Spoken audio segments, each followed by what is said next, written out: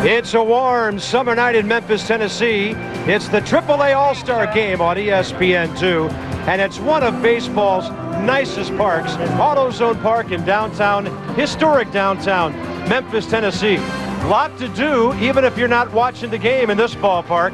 The best in the minors tonight.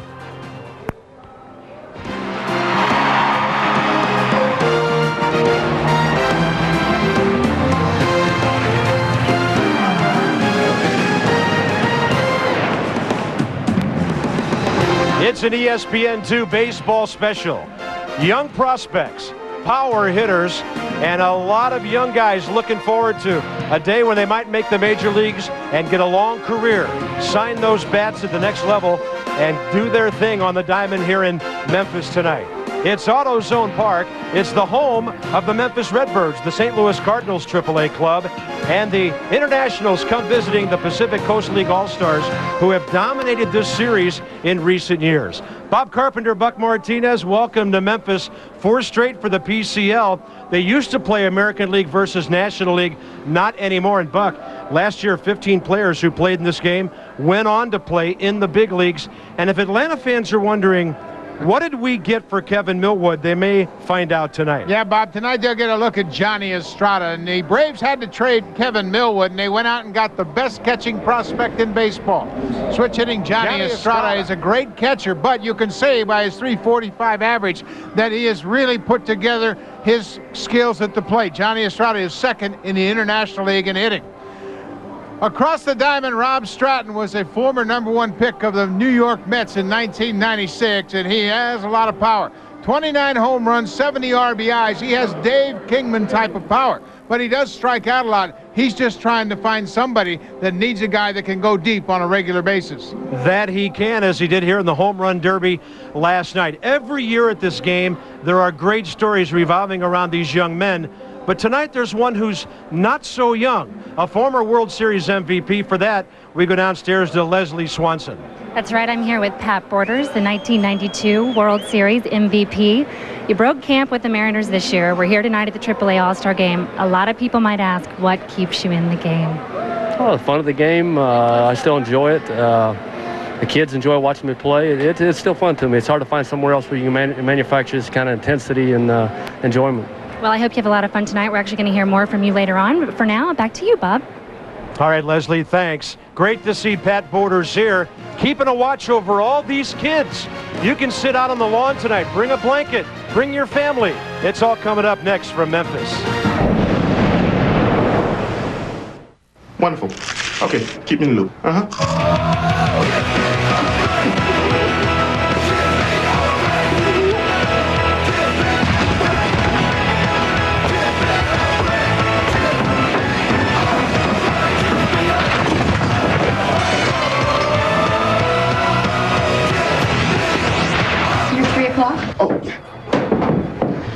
Get your break going with the light, crispy, chocolatey taste of a Kit Kat.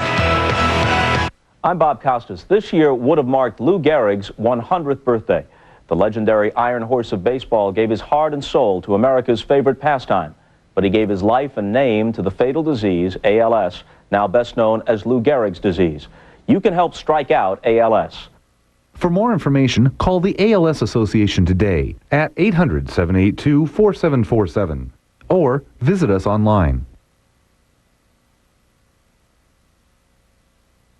Dude, check one, dude. They're back, and so is the All-American Blizzard treat. Red, white, and blue M&M's candies with DQ soft serve and chocolate. And in July, you could win a trip or free Blizzards. So do one, and DQ something different. Going a full 12 rounds is all about stamina. That's why I like High Endurance from Old Spice. No deodorant protects better. And it lasts longer because it evaporates more slowly. High Endurance lasts longer than I do. But I'm working on that. With his Ready card, he stayed 10 paid nights, and the 11th was on the house. Actually, it was on the roof. Ready card get you lots of perks. If people tell you different, they're just jerks. Red Roof Inn and Accor Hotel. When you want a battery that keeps going, and going, and going, and going. Energizer Max. Do you have the bunny inside? Got the bunny inside. Right across the street from the historic Peabody Hotel in downtown Memphis, it's AutoZone Park, capacity 15,000.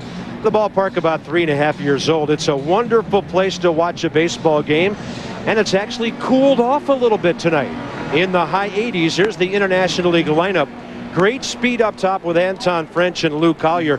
And then Buck Martinez, a whole host of sluggers, and a guy, Chase Utley, who's already made a bit of a mark with the Phillies. Yeah, he sure has. His first major league hit was a home run. And DH tonight is Brandon Larson, and he's got some great news just before the game.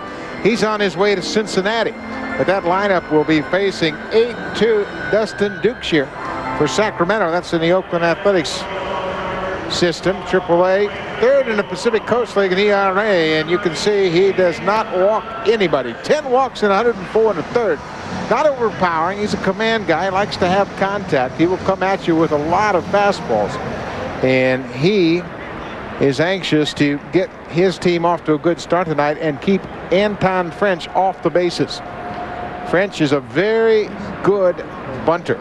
He will bunt generally one time a game.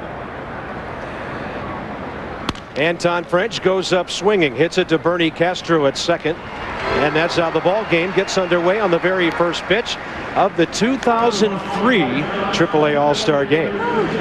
Let's take a look at the PCL defense. Rene Reyes in left field. Terminal Sledge out of Long Beach State is in center field. Bubba Crosby is an outstanding prospect. Keep your eye on him. Garrett Atkins at third. Almazega is the shortstop. Bernie Castro's at second. Tag Bozade is at first base. And Pat Borders, as we talked about, former MVP of the World Series, is behind the plate. Lou Collier takes one right in the numbers. He's a Pawtucket teammate of Anton French, so he's aboard with one out here in the top of the first. Not exactly how you'd like to get on base in an all-star game. You might take that in the regular season, but not an all-star game. Right on the elbow. Man, that hit him flush.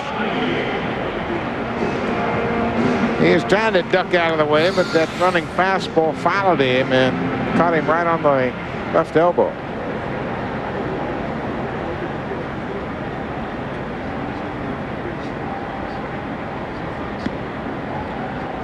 Chase Utley, 10th in the International League in hitting at .315 for the Red Barons of Scranton Wilkes-Barre.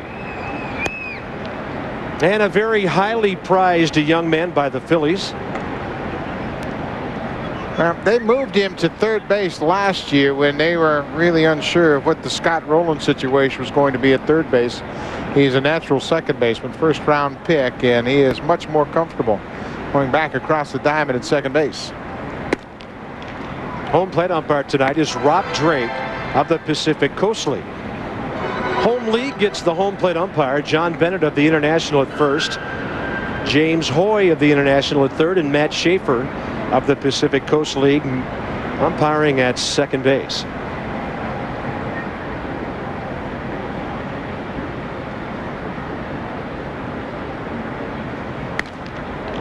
And that ball will be to the top deck here. They have really come up with a great baseball facility here in downtown Memphis. 3 levels to this ballpark with the berm out in left field where a lot of folks are sitting tonight with the blankets. It has a total capacity of about 15,000. And they did a wonderful job of fitting this ballpark right into the neighborhood in downtown Memphis. 2 balls and a strike. Runner going, pitches a strike. Throw is a little bit low, and Lou Collier swipes it. Collier and Anton French, a rather imposing duo at the top of that lineup. The International League is short a player or two, and those guys may play the entire game tonight. Yeah, and he's got good speed. As you see, Collier gets a good jump. Takes one peek at Pat Borders. Borders' throw is short of the mark, but watch the tag. As it looked as though the tag might have been a little bit late. That hand hits the bag before they could get the tag down.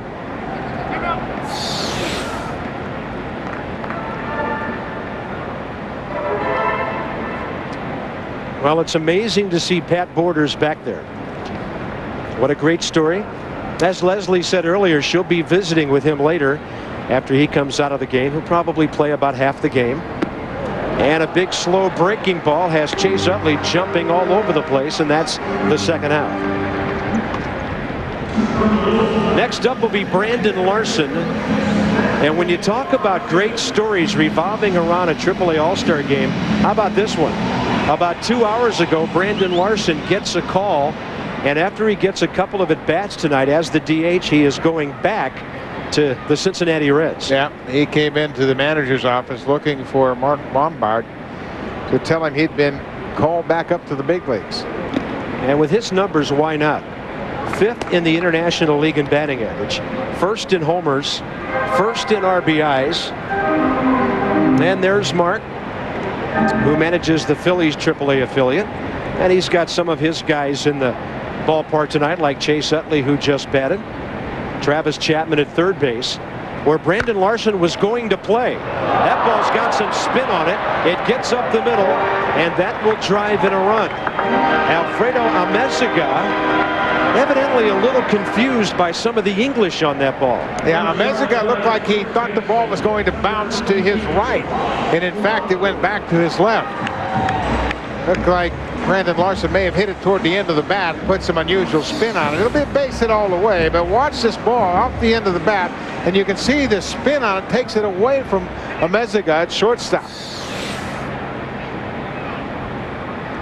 RBI for Brandon Larson. Next up will be Ross Gloat of Charlotte, and another guy whose batting average is way up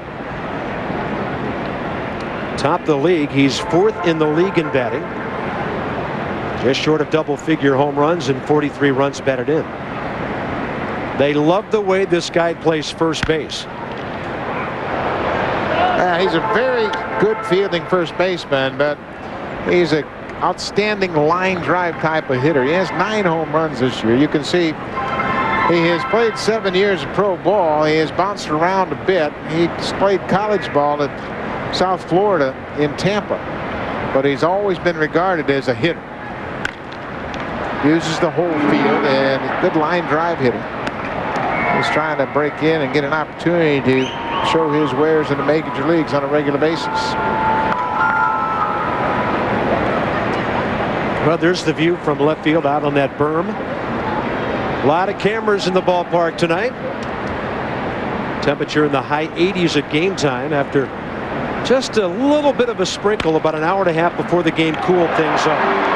Bernie Castro to his right puts that one away, and the international gets a run. Termel Sledge, who is he?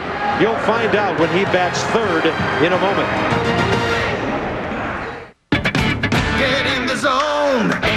AutoZone. If you can't remember the last time you replaced the air filter in your car, then you need to get in the zone. AutoZone. You see, if you have a dirty air filter under your hood, then you're losing horsepower and killing your gas mileage. So do something about it today. Get to AutoZone right now and put a new air filter in your car. Get the horsepower back, get better gas mileage, and start saving money today. Get in the zone. AutoZone. K-Swiss. Coming at you with another exclusive. That's right. Come on. Got love for my shoes, K-Swiss. Estrada's the name, K-Swiss, keeping it true. New look, 5 stripes, red, brown, or blue. Different colors and flavors to savor. With styles and variety to match your behavior. It's new yet classic, you can't resist. What? Got love for my shoes, K-Swiss. Got love, got love. Got love for my shoes, K-Swiss. Have you ever driven stick before? No. Okay. Let the clutch out real slow and give it a little gas. Good. All right, the next intersection, hang a left. Turn left up here. Okay, no left. Left at the next block. Team owner Michael Andretti and 6 Honda drivers are competing in the Indy Racing League. Left right here. Go left on Elm. Hang a left. Do you think I can make a right? Why would you want to do that? It's going to take some getting used to.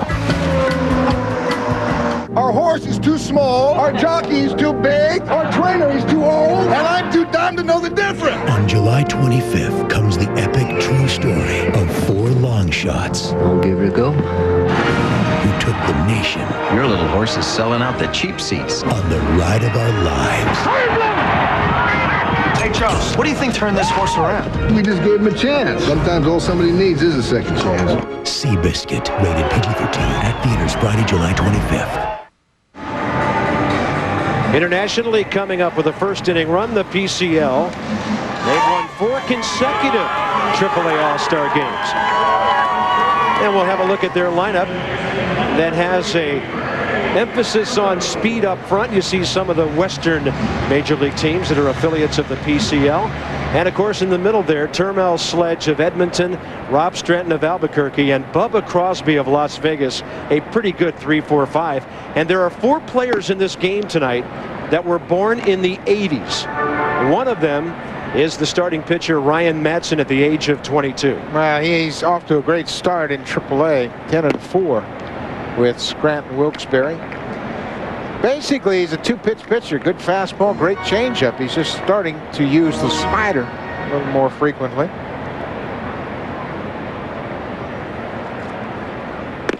The 24-year-old Bernie Castro of Portland is the leadoff hitter. And he's a guy who's going to run like the wind if he can put the bat on the ball. A good major leaguer will get down to first base in about 4.1 seconds. They've measured this guy on a drag bunt at 3.6. I mean, we're talking about Ichiro type speed going down that first base line. Well, that's a good comparison, Bob, because he really flies down that base pass, and you certainly want to keep him off the bases. He has 36 steals and 44 attempts, but he understands how to utilize that great speed.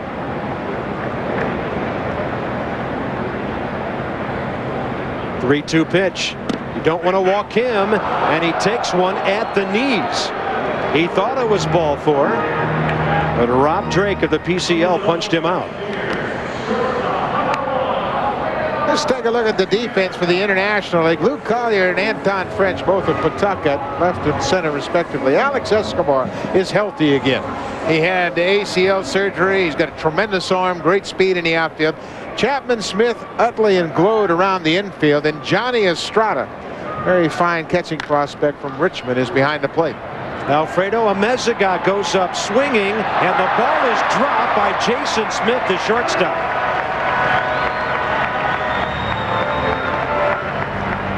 But Bob, it's not unusual in an all-star situation where the defenders aren't familiar with their teammates. And the left fielder was coming on. Luke Collier, Jason Smith had a long run down the left field foul line. And Amezaga, with good speed, ends up on second base. Luke Collier was charging. And it's going to be an error on the shortstop. You can see Collier diving. Certainly that had to be a distraction for Jason Smith. As Collier begins his slide, Smith has the ball go off his glove. It's a 2-base error.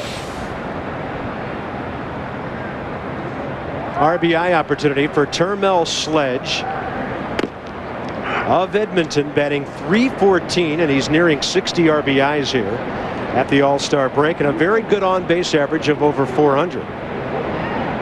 26-year-old left-handed batter out of Fayetteville, North Carolina.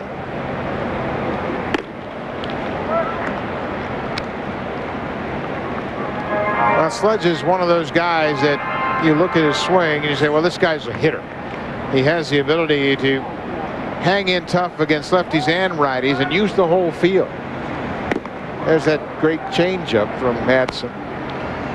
But Sledge played at Long Beach State and certainly had a great collegiate career. And then, as you saw, he was traded early in his career. And this gives you an idea about the defense here. Look where the left fielder, Luke Collier, is. He's way off the line, expecting Sledge to pull the ball a little bit more. And then he almost crosses up the defense going down the left field line. Yeah, that's what you call bunching those outfielders, huh?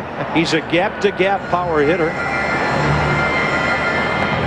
Mark Bombard of Scranton Wilkes-Barre. Bobby Floyd of Norfolk is on his coaching staff. Omar Malavey of Syracuse. Scott Johnson of Charlotte is the International League trainer. And, of course, Rick Sweet of Portland running the show for the PCL tonight. There's another hit batter. Termel Sledge is plunked, and now it's first and second, one out. And that'll be a big RBI opportunity for a big RBI guy as Rob Stratton of Albuquerque comes in. Now, here's the situation. You talk about a big slugger in a situation where you need protection, and you put 2 guys on in front of him, and you have to pitch to Rob Stratton. He put on some show here last night in the home run contest. You could see 29 home runs. That leads the PCL, and 70 RBIs is second. in the Coast League. Big power stance, that right foot deep in the box. 25-year-old slugger, and he takes one low. The only question mark is contact. A batting average at .238 and a career batting average of just a little bit higher than that. Well, this year, in 84 games, he has 128 strikeouts. But I talked to Rick Sweet about his swing. He says, you know, he's not a guy that's just up there flailing away. He has a pretty good approach. He just misses a lot. See, first-round pick of the Mets back in '96 out of Santa Barbara. 2 balls, no strikes. Look out here if you groove a fastball. And it looked like Madson took a little bit off right there at the end. Well, Bob, I talk about the 2-pitch pitcher. Ryan Madson throws a fastball and a changeup, and this is a changeup. You can see he's got great motion on his changeup, and that fooled Stratton. 2 on, 1 out. On the corner. Now, Ryan Madson before the game said he's working on a slider. And it's a situation where he believes that the slider is going to be a very important pitch for him, maybe even as early as the second half of this season. Looked like another changeup, and Stratton was out ahead of it. And the count stays 2 balls, 2 strikes.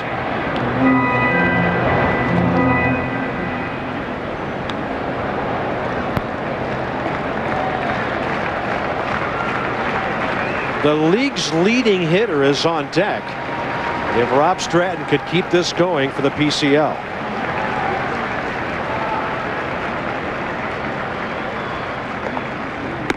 And he takes a fastball up high.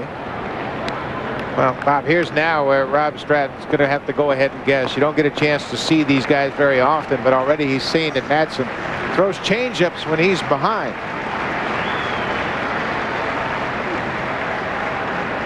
Runners are holding on a 3-2 pitch, and the bases are loaded with 1 out on an error, a hit batter, and a hit and a walk now. And out there somewhere in left field on that grassy knoll is Leslie Swanson.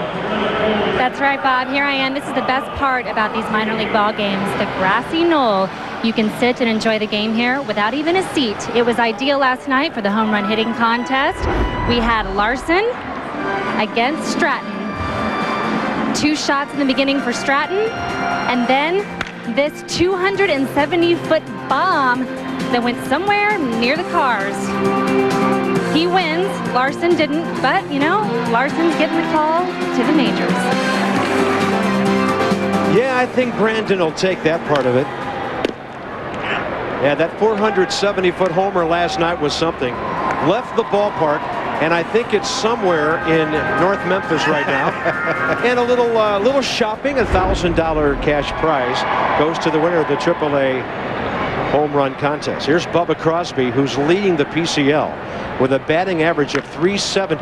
He gets jammed, slow rolled to first. They can get 1, and that'll tie up the game.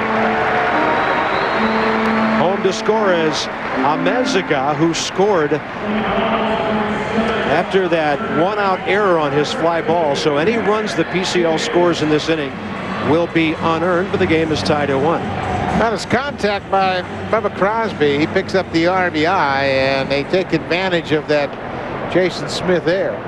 Amezaga with good speed ended up on second base, and then after the walk to Rob Stratton, Crosby drives home the run with the ground out to first. Garrett Atkins is next. And you might think that playing at Colorado Springs is a place where you can just launch the ball and the mountain air will take it out. But everybody who has played out there, Buck, or seen that ballpark knows how difficult it is to see the ball out there. Yeah, they don't have a very good hitter's background, and the sun shines on it in such a manner that it's really difficult for hitters to pick up the baseball. So when you look at Atkins' .323 average and consider the fact he's played in that ballpark half of his ball games, you really have to admire what he has done here in the first half. There's a good example of this ballpark and what a fine hitting background it has. Garrett Atkins batting at .323, hits it well, but he hooks it into the left field corner foul.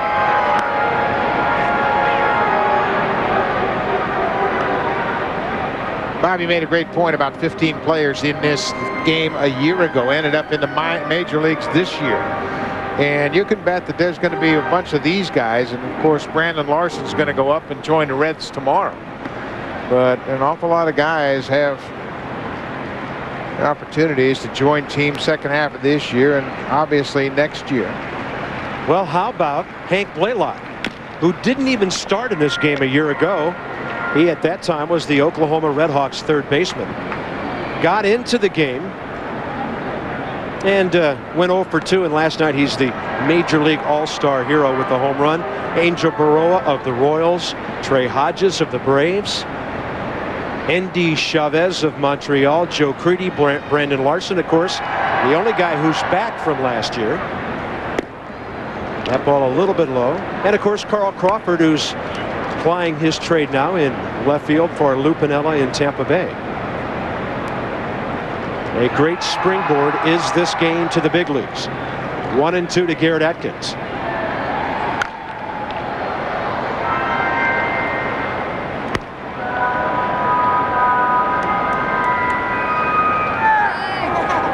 Looks like a kids team called the Diamondbacks. Go crazy.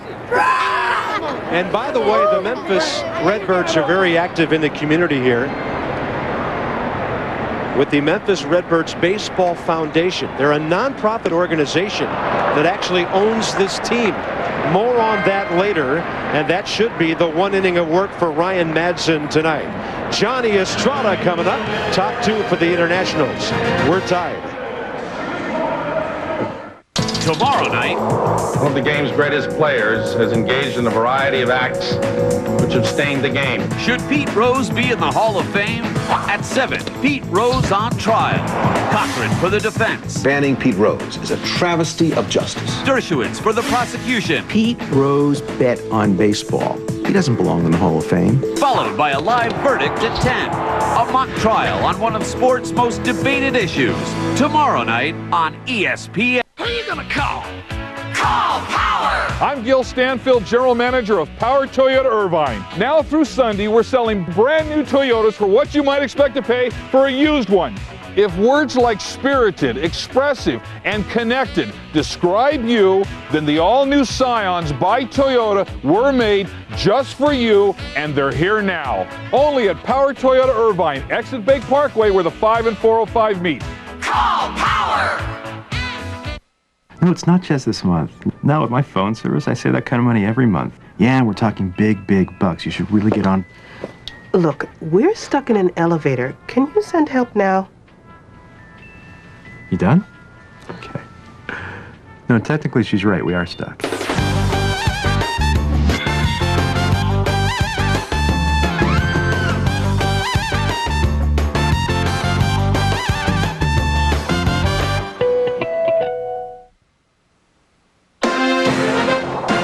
ESPN2's AAA All-Star Game, brought to you by Old Navy, proud partner of minor league baseball for 7 years. AutoZone, get in the zone. AutoZone. And DQ. Want to get away from the everyday? DQ something different. Well, you might have seen him in the movie The Firm, the Tom Cruise thriller, the John Grisham book that was shot here in Memphis. Those are the Beale Street Flippers. And it takes them about 3 or 4 times to flip their way down to the House of Blues down there in one of the great areas of downtown Memphis. It's the AAA All-Star Game, top of the second coming up. Bob Carpenter, Buck Martinez, and the Memphis Redbirds Rocky mascot. He appears to be a distant relative of Fred Bird, the Redbird in St. Louis. Yeah, there's a connection there.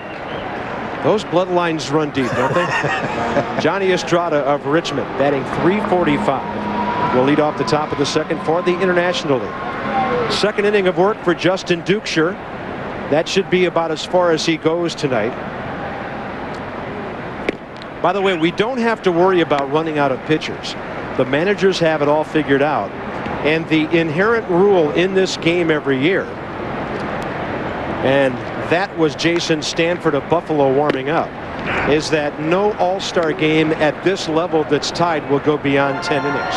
Yeah, so Mark Bombard, the Wilkes-Barre Scranton manager, he knows that they're only going to play 10 innings, so he can really be liberal with his pitching change. Johnny Estrada jacks one to right field, and it's into the seats.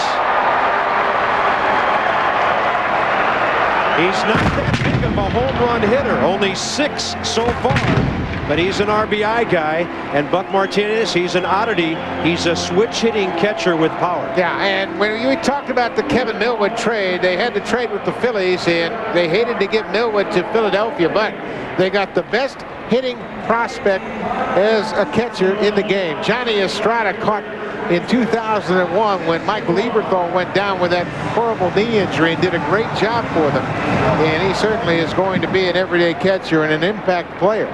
Hit that 0-2 pitch 337 feet over the fence in right field. Here's Alex Escobar of Buffalo. He goes up hacking and hits it in the air to right field where Bubba Crosby awaits.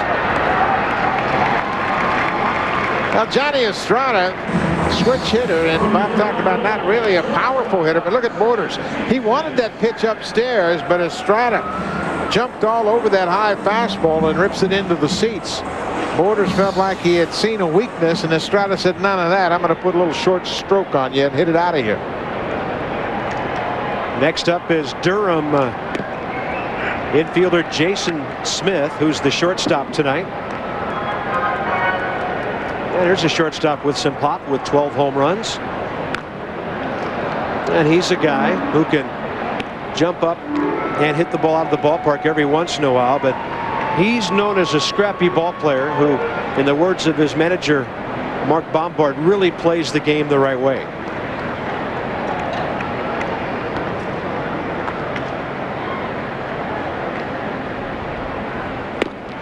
Backdoor breaking ball, just missing. And the count's 1-2. We haven't played a half inning without a run being scored so far tonight. International League on top 2-1.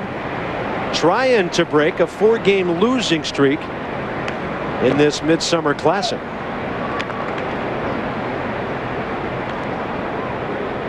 Rick Sweet, the Portland manager, this is his 3rd year with San Diego's AAA ball club, a former catcher.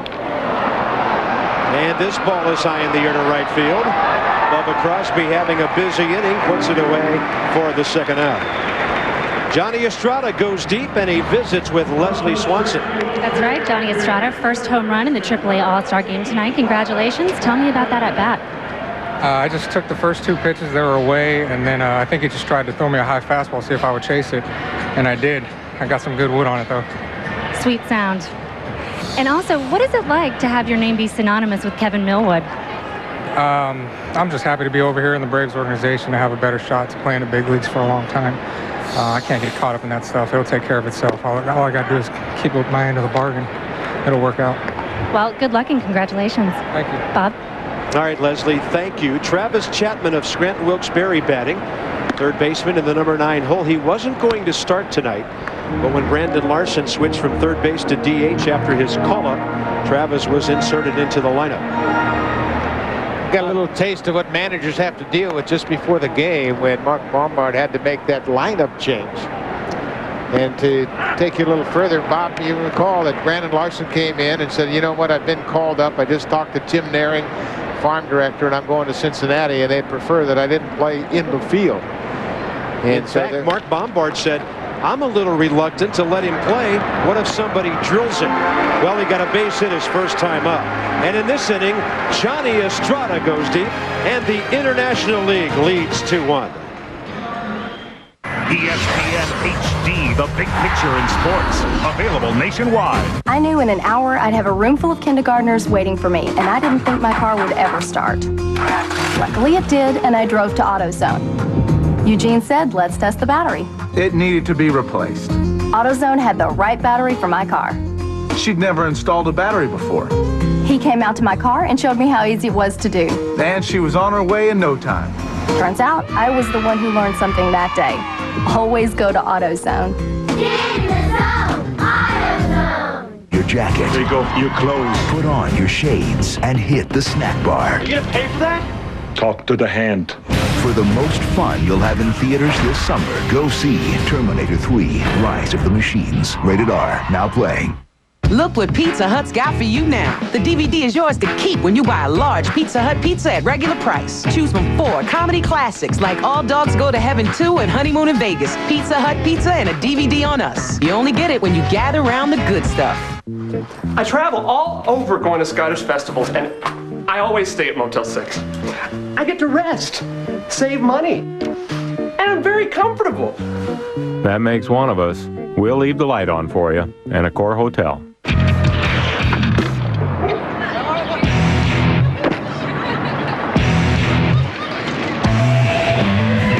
X Games come to LA. It's off the hizzle for shizzle dizzle. Starts August 16th on ABC. Presented by Mountain Dew. Now I know I can control the anger. Bruce. Well, I get angry and I get into trouble.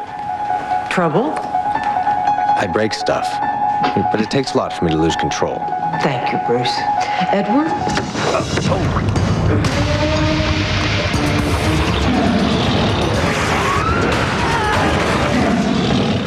Obviously, we have more work to do.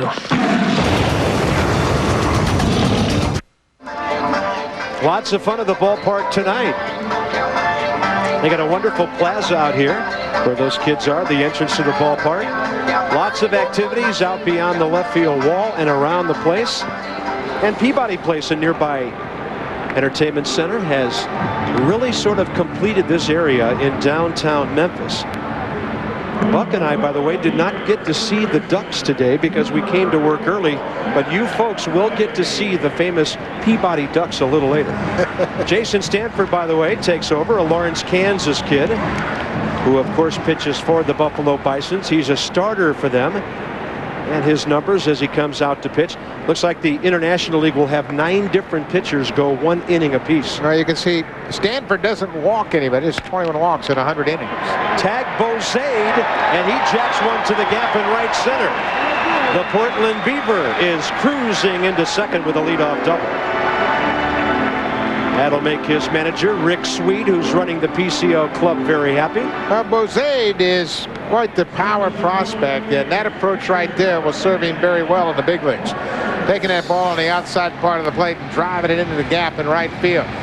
Pitch was up a little bit more than Stanford wanted, and Bozade took advantage of it and hammered it to the wall past Alex Escobar. And next up is 40-year-old Pat Borders, who hit the big 4-0 on May 14th, and here he is after getting a little taste of big league action early in the season, trying to get back there. And you talk to different guys around the Pacific Coast League, they tell you great stories about Pat Borders. His manager told us even the umpires learn things from him. They love him, the way he works behind the plate, as opposed to some of these young catchers, Buck, who often can be jumping all over the place. Now, Borders does a great job with the pitching staff as well, and this time he'd be disappointed because he couldn't move the runner from second to third. Yeah, he was swinging for right field, but he popped it up to Alex Escobar for the first out. That'll get us down to the bottom of the PCL lineup, and Colorado Spring left fielder Rene Reyes. Boy, Escobar, a good-looking defensive player out there. Reyes from Margarita, Venezuela. He's only 25 years of age, and he's batting a robust .343 in Colorado Springs. Well, you can see the average good for third in the Coast League, 45 RBIs and 5 home runs. And remember, Bob talked about how difficult it is to see as a hitter in that Coast League park. And a severe jam job with a breaking ball there. Right over into the home dugout on the third base side. Yeah, this is just like the big league all-star game. You see some guys bringing the camcorders. But normally those guys bring it to the home run contest. We have camcorders evidently in the dugout. Well, you can see the cast on the right hand. That's John Buck, the good-looking catcher from the Houston organization, and he is here in spirit, obviously not able to play. Having a great year at New Orleans. He's 7th round pick of the Astros, and they really rave about his defensive skills and his ability with the bat as well. Batting nearly .270. Way inside, that moves Rene Reyes back, and the count's 1 ball, 2 strikes. Bottom of the second here in Memphis. International League on top, but the PCL has the tying run at second base.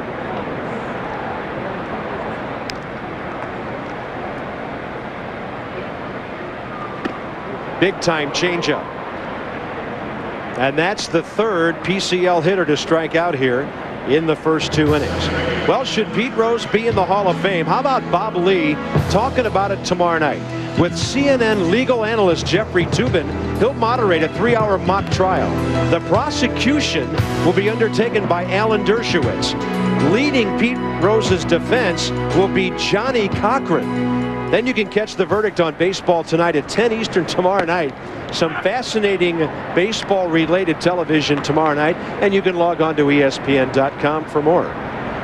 Top of the order now, Bernie Castro of Portland, caught looking his first time up.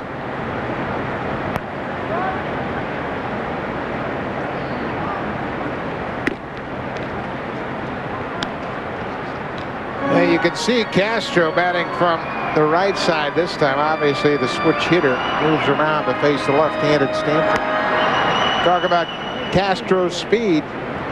He has the ability to bunt, get on base, and create all kinds of havoc. Well, now that the count is 1-2, the bunt pretty much taken away. But had he chosen to drop one down, Travis Chapman just could have, said hi or waved to the ball, because by the time he got anywhere near it, Bernie Castro would be beyond first base. But with 2 outs and a runner at second, you're looking for an outfield hit here if you can get it.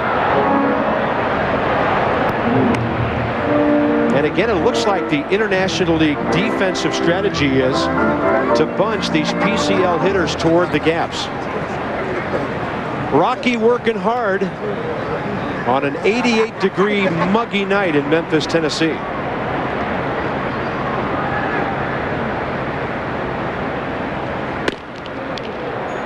That's a trait that Stanford does very effectively, pounding those right-handed hitters inside. He has the confidence that he can make pitches inside, and Jason Stanford, after establishing that fastball inside, has come back with a changeup on the next pitch. And a comebacker stabbed by Stanford. He will work a scoreless second. And the International League leads it 2-1 after 2 at beautiful AutoZone Park in Memphis, Tennessee.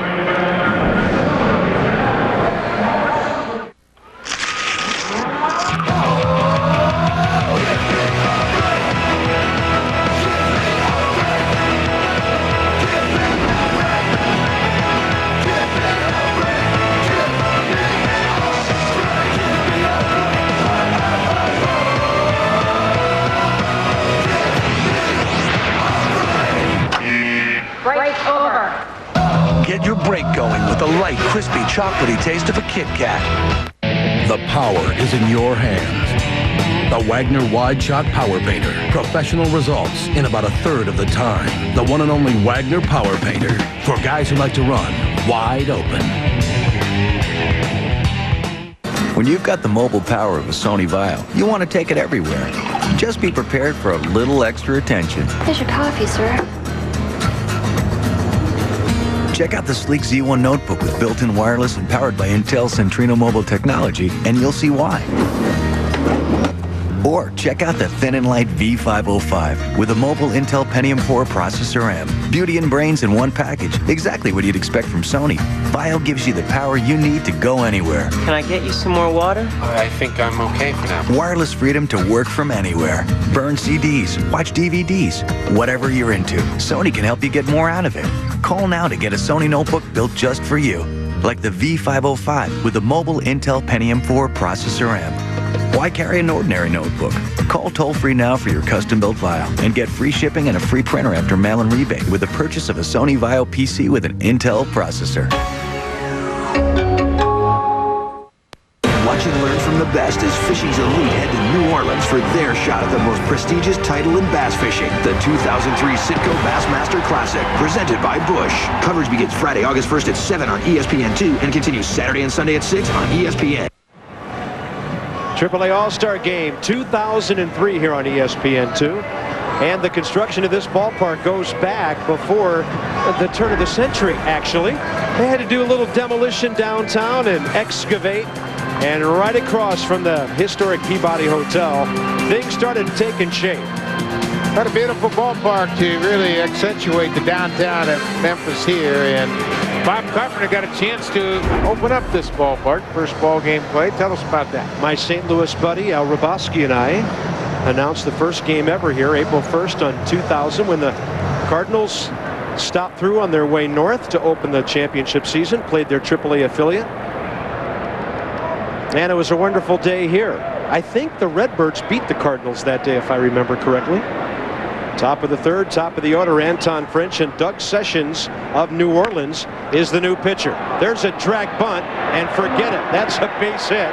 And some of the speed of Anton French, a young man out of St. Louis who got down that line in a hurry. Well, we told you French will bunt at least one time a game, and he's very good at it. Once it gets it by the pitcher, it's no contest. Man, can he fly. This perfect execution of the drag bunt. He gets it past the pitcher, forces the second baseman to pick it up, and it's academic there. Watch the acceleration. I mean, he takes that bunt with him, and he knows it is no contest. He's third in the league with 25 stolen bases, so his damage may not be done. Lou Collier is next. He was hit by a pitch, stole a base, and scored 2 innings ago. So you can see what a headache some clubs up in the East have when they have to take on those Paul Sox out of Pawtucket. Well, third in the International League in steals. Anton French is always a threat to go, and he's working the lead, and they've been in this situation before with Collier at the plate. He knows he might have to take a pitch. He is off and running. Don't even throw, Pat. What a jump. Great timing there. Borders had no chance whatsoever, and he wisely chose not to throw it.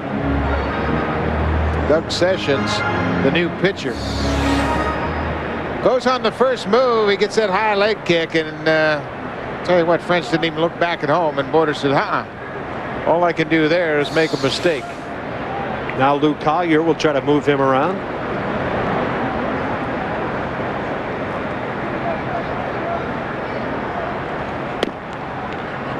One ball, one strike. By the way, a footnote on the International League stolen base race.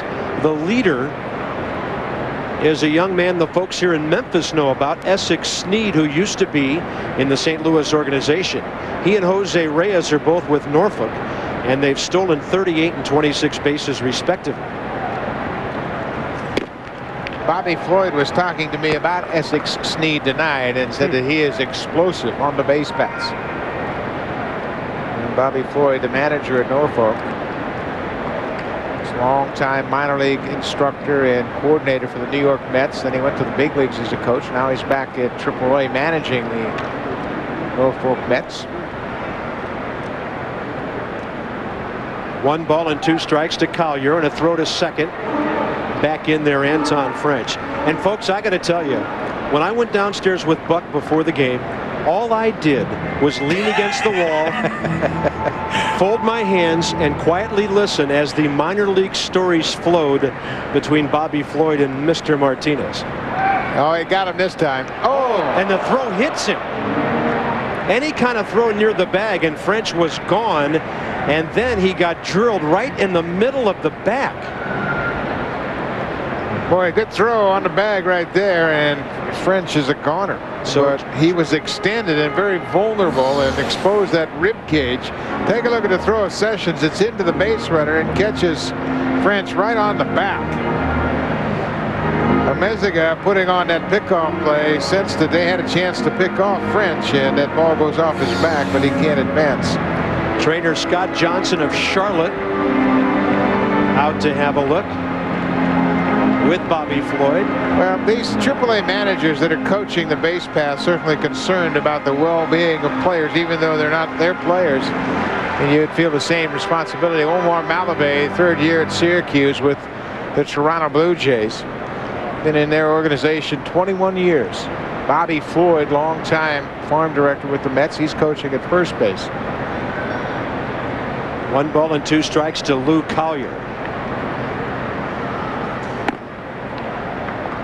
You know, Buck, you touched on this when we were talking about the Brandon Larson situation. Some of the things that AAA managers have to put up with sometimes at the last minute, where they may have to hold out a guy and the Major League club might tell him, well, we might need him tomorrow, but maybe not, but you have to hold him out anyway. And these guys really have to be understanding and be versatile and to keep in mind what the mission of the entire organization is. Yeah, as a AAA manager, you'll get phone calls, and I did it myself when I called Omar Malavey at Syracuse to say, Omar, we're going to need a pitcher in the next couple of days. Who's pitching well? And if he is pitching well, don't pitch him for the next couple of days because we might need him in Toronto. There's Omar coaching over at third. 2-2 with nobody out. And that ball foul tip. Pat Borders holds on, and Lou Collier is gone. They did a good job, Doug Sessions did, in keeping the ball away from him. Now they have to deal with Chase Utley, second baseman at AAA Scranton Wilkes-Barre. And according to a lot of the people at this ballpark, many people believe that Chase Utley is the best prospect in the International League for his ability defensively, his makeup. Some people compare him to intensity to Scott Rowland. So he's that kind of player, very focused, understands how you win baseball games, hitting .315 in AAA. I like their scouting report on his offense. They say he has a dangerous bat. Mark Bombard, his manager, knows all about that. This time he pops it up to the right side. It'll be Bernie Castro with the call for the second out. How about Chase Utley's first major league hit? It not only left the yard when he came up with the Phillies, but there were 3 men on base at the time. Well, a grand slam home run, pretty remarkable. You get your first hit for your big league club, and you get a curtain call. And then you got the proverbial pie in the face during the interview. You are still a rookie, whether you hit a grand slam or not.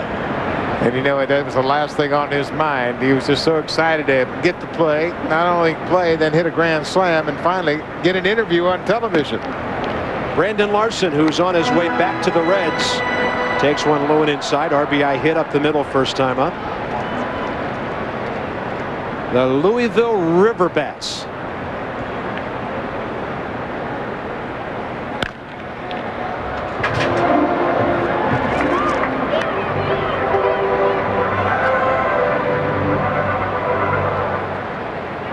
This guy's got a live bat, but they also like how aggressive he is. And that only goes 2 ways, his offense and the way he plays third base. There's our high right field corner camera looking in. Well, you know, Brandon Larson started out in the big leagues with Cincinnati this year, and they had Aaron Boone playing second base. It didn't work out well for Larson, but he went down with a great attitude of just working hard, getting his stroke back, and certainly has earned that call up back to the big leagues. You know, they don't have to build illegal platforms on top of buildings here like they do at Wrigley. Some wonderful apartments out there downtown, folks watching. That ball gets away from Pat Borders. And over to third base is Anton French now with 2 outs.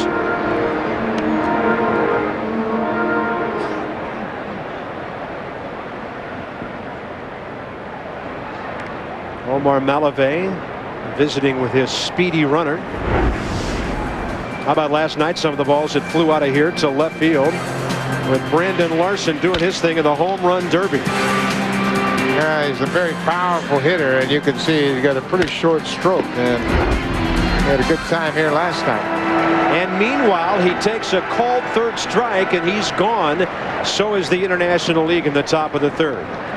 After 2.5, it's 2-1 for the visitors. New York City's biggest player. You're gonna lose us if I don't hear from you by end of business. Is about to be caught. Yeah. If you hang up, I will kill you. In a deadly game. Oh my God, you shot him. He's the shooter. Seen him. Toss away your weapon. Colin Farrell. I didn't shoot anybody. Forrest Whitaker. I just want to hear your side of it. And Kiefer Sutherland. Would you really miss Kelly if she was gone? Don't hurt my wife. It's do or die time. Get her out of here! No! Take me! Phone booth. Own the DVD or rent the video today. The Hyundai Accent.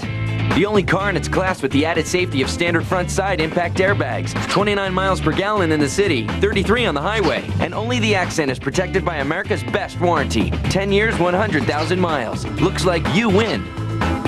Test drive the Hyundai Accent, nicely equipped for just $95.39 at your Hyundai dealer. Don't waste money on a lease. Own a 2003 Accent for just $149 a month at your local Hyundai dealer. Oh, talking baby. It must have been pretty easy being the program guy for MTV2, because all they did was music. You sit there, you're like, hey boss, what should we put in next? I don't know, you mental giant. How about some more music? That's all they play is music. It's not MTV, it's MTV2. Where the music's at. Talking baby. Oh, oh, yeah. Talking baby. Hi, it's Harry Culinary. You know, Buck and I can't see our statistics sheet right now, but we're not too worried about it. Pretty good stuff. We've had a little. We love Memphis. But where's the barbecue? Oh, we have barbecue, but I have a white shirt on. Okay. Buck and I did some damage at lunch today, by the way, with the barbecue. At a wonderful place up the alley called Rendezvous. And Robert Garcia, our good buddy from Ovations, sent over the shrimp, and we understand some things to follow. So, John Miller and Joe Morgan, you're not the only guys who get served. Bottom of the third. Pacific Coast League back to work offensively with Alfredo Amezaga at the plate. They got some brats and everything going here at the ballpark tonight.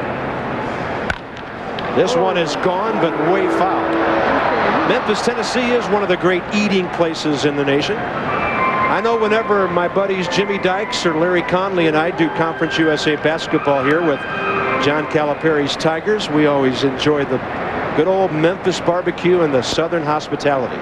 This is actually considered the Mid-South here. So we've had a taste of the barbecue, and we'll get a taste of the blues later tonight when Buck picks up the check. Bronson Arroyo of Pawtucket is the third International League pitcher. You're making up the rules as we go along here, Bob. They got some great barbecue nachos here too, Buck. 2 balls and a strike to Amezaga. And a little chopper. Ross Glow has it get right by him. Amezaga digging for 2. He reached on an error first time, and that will surely be called another. Ross Glow chose to play it on the short hop. He charged it, went to scoop at it, and snuck under his glove into right field. The 2-base hit will be charged to the first baseman. Let's give you a good look at it. There he tries to take it on the short hop, and it's right under his glove. And of course he played it off to the side a bit. And once Alfredo saw that ball through, he was digging for 2, and now he's there. That's the tying run. Termel Sledge of Edmonton is next. He was hit by a pitch first time up. He lines one for a hit into right. They're going to hold the runner at third. Rick Sweet, the manager, coaching over there, and with nobody out, a big inning sitting out there. Did not want to get anybody thrown out. Well, Rick Sweet explaining to Amezaga that he had to hold him up. Alex Escobar, the right fielder, has a tremendous arm. And nobody out first and third against Bronson Arroyo. And they said, you know what, let's don't challenge Escobar. Very good outfielder he is. Runners at first and third. And a big inning sitting out there for the PCL with Rob Stratton, their big, strong DH, stepping in. But he's a guy you can strike out in this situation. Pretty good hook there from Bronson Arroyo of Pawtucket. Third International League pitcher of the night. We'll start seeing some position substitutions around the 5th or 6th inning. Rob Stratton's an interesting guy, and some of the deals that he's been involved with. The Mets traded him with A.J. Burnett for Al Leiter back in '98. So you can see that everybody has identified his power potential. And we talk about his home runs, 29 home runs, 70 RBIs playing at Albuquerque. He's with the Florida Marlins now. He signed as a 6-year minor league free agent with the Florida Marlins. And Bronson Arroyo, you can see how tough he can be on right-handed batters. as he comes sidearm and slings that thing in. I got a little bit of a cutter there. He's got a great curveball. And Bronson Arroyo has been around for a while. Pitched with the Pirates, their organization. 2-2 pitch. That is a foul ball outside third. Stratton hung in there on that breaking ball and just missed a bit for a double down the left field line.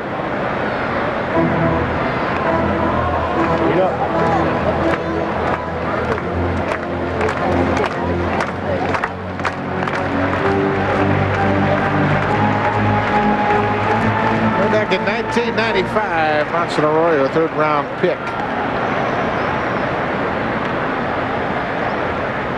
2-2.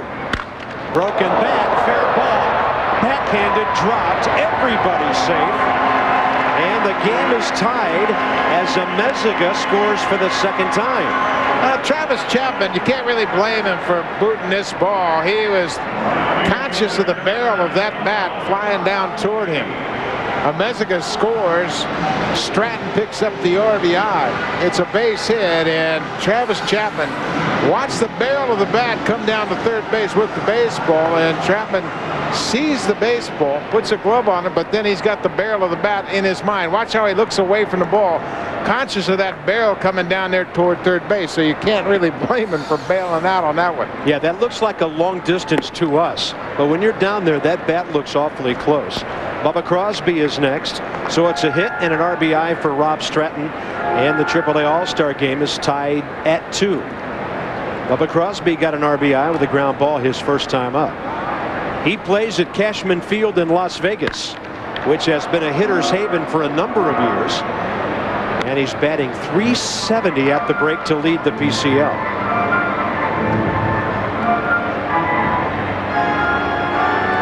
And some of you folks know about that ballpark. The Big League Home Run Challenge is calling Cashman Field its home up there in North Las Vegas. Well, a couple of years ago, Oakland opened up their season there as the Coliseum was undergoing renovations. Here's another one of those Rice Owls, and Bubba Crosby waves his teammates. Sledge to third, Stratton to second.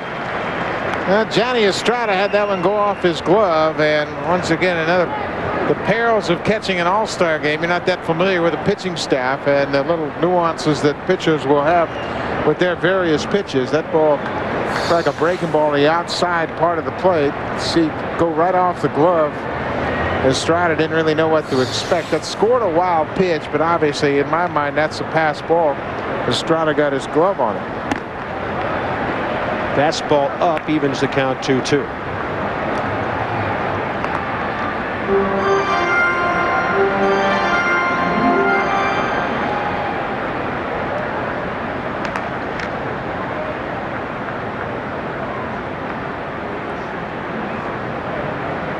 Runners at second and third. Nobody out here in the third. And a pop up to the left side. Travis Chapman over to have a look. Plenty of room for the first down.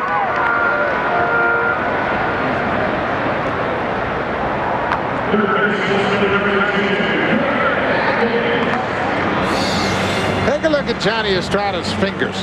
He's going to flash signs, and notice that he's got his fingernails painted. They're painted with whiteout. He talked about how much easier it is for the pitchers to pick up his signs when he paints his fingernails, and he doesn't like the feel of the tape when you put tape around your fingers, because then it affects the grip you have on the baseball when you go to throw. Pretty good idea. This ball in the air to right field from Garrett Atkins' bat. Alex Escobar in front of the track.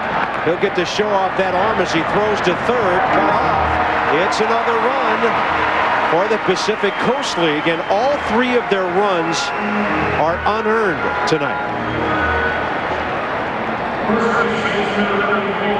Now Stratton moves up to third base. Bronson Arroyo has been let down by his defense. The air at first base got it going. And take a look at this arm. Alex Escobar right on the money. One hop to the cutoff man. Stratton moves over to third base. And Escobar is healthy again. He had that horrible knee injury when he first went to Cleveland. Suffered it in spring training. But he is healthy and very determined to be an everyday big league player. Next up, Tagbo Zaid of Portland, who doubled. Leading off the second, he was stranded. So the PCL, a run with no hits in the first, 2 more runs with a couple of hits and a very big error here in the third. And they're on top 3-2. Mosade's an interesting situation. He was a football player in Colorado, and his high school coach knew the baseball coach at the University of San Francisco, and that's not the type of baseball school that would jump out at you. But he was recommended there by his high school coach. And the coach at the University of San Francisco was Rich Hill, and he went out there and played. And then after 1 year, Hill went down to the University of California at San Diego. And Mosade said, you know, it's a good school. I fit here. I get a chance to play here. He wanted to play third base. He settled at first base, and he's got big-time power. It's just going to get better and better as he gets more comfortable in professional baseball. And, of course, his manager, Rick Sweet, is a Gonzaga guy. Those schools are in the same conference out there on the West Coast. And Rick Sweet was all over Tag, saying one day, I didn't even know USF had a baseball program. He knows all about it now, mark my words. 1 ball, 2 strikes. Big swing and a miss on a breaking ball. 2 more runs for the PCL, both of them unearned. And after 3 eventful innings in Memphis, Pacific Coast on top, 3-2.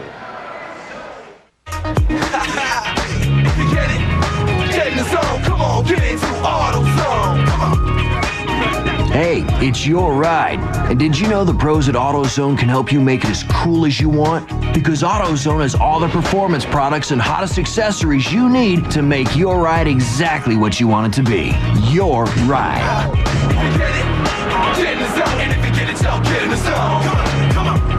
Get in the zone. AutoZone. With so many extras, my Business King rooms make a little guy feel big. And I know how important that is. Red Roof adds that extra touch. So business travel won't hurt so much. Red Roof Inn and Accor Hotel. Dude, check one, dude. They're back, and so is the All-American Blizzard Treat. Red, white, and blue M&M's candies with DQ soft serve and chocolate. And in July, you could win a trip or free Blizzards. So do one, and DQ something different. K-Swiss. Coming at you with another exclusive. That's right. Come on. Got love for my shoes, K-Swiss. Estrada's the name, K-Swiss, keeping it true. New look, 5 stripes, red, brown, or blue. Different colors and flavors to savor, with styles of variety to match your behavior. It's new yet classic, you can't resist. What? Got love for my shoes, K-Swiss. Got love, got love. Got love for my shoes, K-Swiss. Hello? Be right over.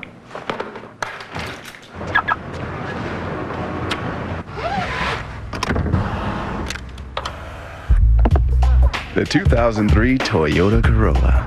Take the fun as far as you want to. Took you long enough? What's up? We need more chips, man. I'll go.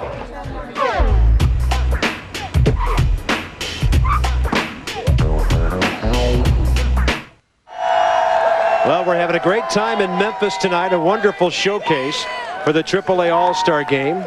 Those fans continue to sweat as Buck Martinez continues to eat here in the booth, and I continue to work. Play-by-play analyst. I'm analyzing the nachos, and they're pretty good.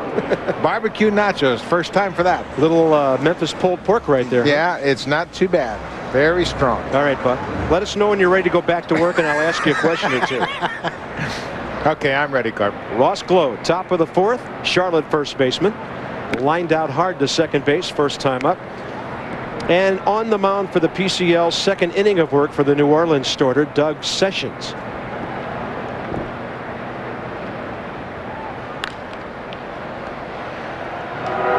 Bob, these are the guys that may come into play in the second half of the season.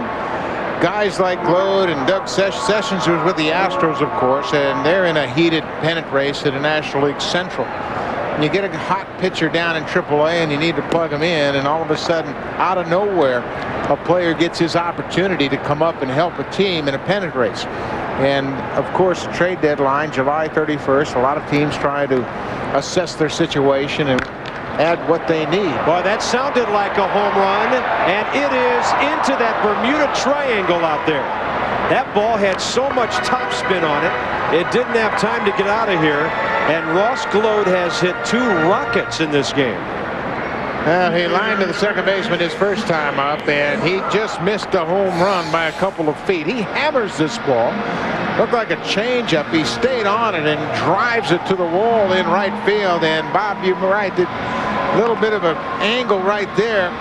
Hits deep into that angle, and he was just a few feet away from knocking this ball out of the ballpark. It's a cozy park if you can pull the ball. It's only 322 down the line in right, 319 in left. Here's Johnny Estrada, who homered first time up. He goes up hacking, fouls it straight back. Leslie talked to him after the home run, and you've got more on the Richmond catcher. You know, I actually am talking about Johnny Estrada. We had a chance to speak to him earlier, and I have a question. Does he really have a long-lost brother in actor Eric Estrada? You guys have to decide for yourself. And Bob, believe it or not, some of his roommates actually call him Punch. Punch. Well, that 80s haircut looks pretty good right now, doesn't it? There's an RBI hit for Johnny Estrada. And whether he's related to Eric or not, he's swinging a great bat tonight. A homer, a single, and 2 RBIs, and this game is tied again. Well, Ross Gload, glad to make up for that error he committed in the bottom of the 3rd inning. That led to the first run of that 2-run inning. And now Johnny Estrada, a couple hits tonight. Chance to tie this game up. Here's Alex Escobar of Buffalo.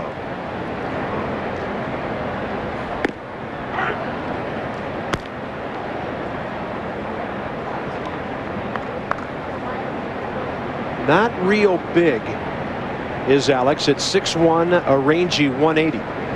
But he's got great timing and he can muscle up on you. 16 home runs, 2nd in the International League this year, behind only Brandon Larson of Louisville with 17. Well, certainly I'm not trying to put him in the same class, but he has some similarities of Albert Pujols at the plate. The way he holds his bat, the way he strides into the pitch. And Escobar, we talked about a horrible knee injury he suffered a couple years ago in spring training when he first went over to Cleveland. Pop fly right field. Under it, Bubba Crosby. And when you invoke the name of Albert Pujols here in Memphis, people have some wonderful memories. Tom Stocker on the call as Albert went yard a couple years ago. And the pitch. Swing and a fly ball deep right field. Robertson is back. It is gone. The Redbirds have won it. They're the Pacific Coast League champions. Holy smokes. Holy smokes. The Redbirds won it. Redbirds win. How about that? A walk-off championship home run. And Jason Smith can walk around the bases with this one. Way out of here. They're flying out to right field all over the place tonight. And now it's a 5-3 lead for the International League as Jason Smith of Durham, who's hit 12, goes way deep here. Well, Jason Smith hammered that pitch. Johnny Estrada scores ahead of him. Estrada homered himself, and he has a couple of RBIs tonight. Take a look at this swing. I mean, this is a classic home run swing here. The pitch is down, and he put that foot down very quickly and really extends with that uppercut swing, and he knew immediately he'd hit this one out of the ballpark. What's the final score of this thing going to be? Number 9 batter Travis Chapman bounced out to second first time up. That's 5 runs on 6 hits already by the International League. And down through the years, because of the nature of the cities and the ballparks, the PCL has always been noted as the offensive league where the numbers have gotten skewed a bit over the years in places like Las Vegas and Albuquerque and Colorado Springs. Some of the launching pads up in Canada, like even Edmonton and Calgary. Even before that, you go back to Denver, where the Denver Bears were there, and that was a hitter's dream ballpark. Mile High Stadium. But the Coast League has always been regarded as a hitter's league, one that's very, very difficult for pitchers to put up good numbers. There's Mike Kelly of Omaha, anxious to get into some action here. As a look at 33-year-old Mike Kelly. We remember him from our ESPN college baseball coverage back in the early 90s. Mike Kelly of Arizona State. A program that has produced a few pretty good players. There was an outfield out there at one time. It was interesting because it was Barry Bonds, Oda B. McDowell, and Mike Devereaux, and they thought Mike Devereaux was going to be the best of the three. All three were pretty good major league players, and one obviously maybe one of the top 3 to 5 ever. Travis Chapman strikes out. Third K by Doug Sessions. 2 outs now, top of the 4th here at beautiful AutoZone Park in Memphis.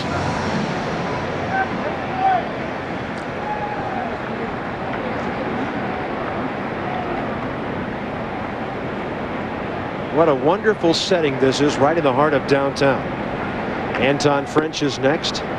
Well, we've had some great ballparks on our AAA tour the last couple of years. Southwestern Bell Ballpark in Oklahoma City last year, Victory Field in Indianapolis 2 years ago. Next year's game will be in Pawtucket, Rhode Island, by the way. And the left fielder will make the call. That's Rene Reyes with the catch. In the top of the 4th, the Internationals pick up 3, and the big blow. A 2-run no-doubter by Jason Smith. Classic swing. It rocketed out of here, and the Internationals lead it 5-3. My dad works at International Paper.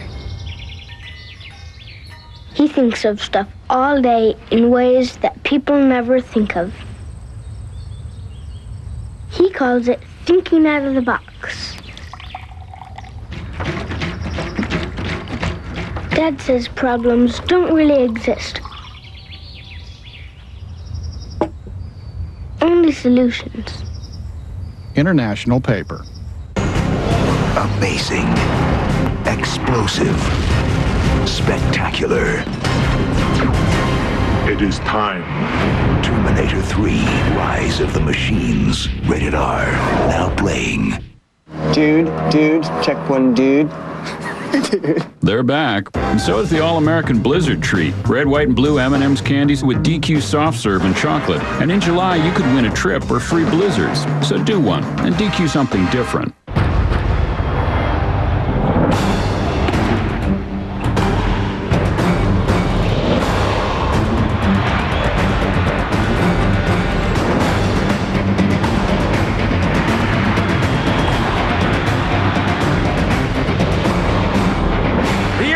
Of men's tennis comes to Houston this November. 9 days, 8 champions, 1 master. The Tennis Masters Cup at Westside Tennis Club. Are you in?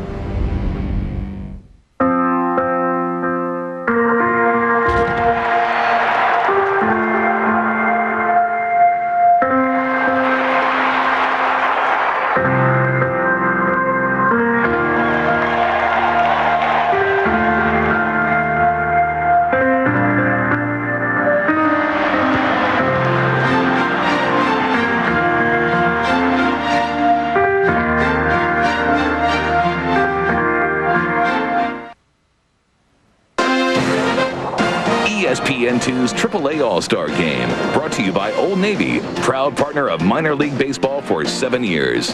And Maurice Lacroix Swiss watches. Honest design, timeless character, simple elegance and functionality in form and material. Maurice Lacroix Swiss watches, tomorrow's classics. The mighty Mississippi rolling by River City, Memphis, Tennessee, on its way down to the city of New Orleans. Beautiful night here at AutoZone Park in Memphis. Bottom of the 4th, Pat Borders, the ageless wonder, leads off, and a new pitcher for the International League. It'll be Richmond left-hander Andy Pratt. And when you look out there and watch this motion, you're thinking, is Tom Glavine? He's back. Is he a ringer in this game tonight? Andy Pratt's got a great arm, and he is leading the league in strikeouts, but he also has 58 walks, and that's not unusual for a young power pitcher trying to establish command. as he gets more confident in his ability to locate his pitches, that walk total will decrease. Pat Borders got jammed and still got himself a base hit.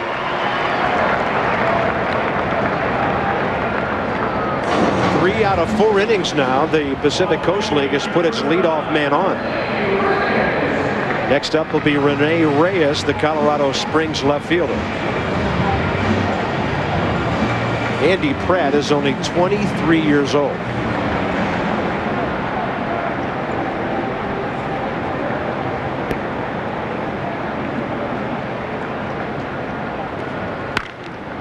This ball is well hit to right center. Reyes has left the yard, and this game is tied at 5.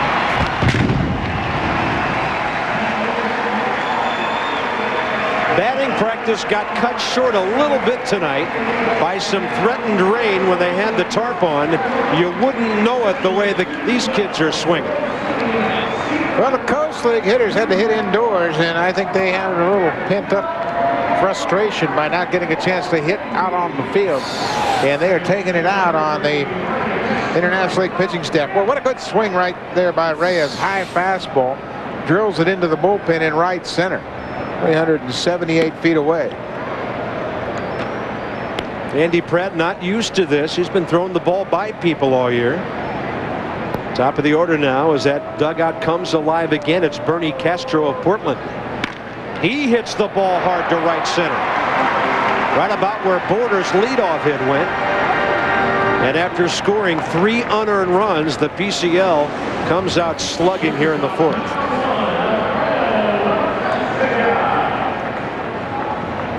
Take a look at Rene Reyes' swing right there. That fastball is up, and he had right center on his mind from the get-go. He rides that fastball all the way into the bullpen in right center, over that 373 mark.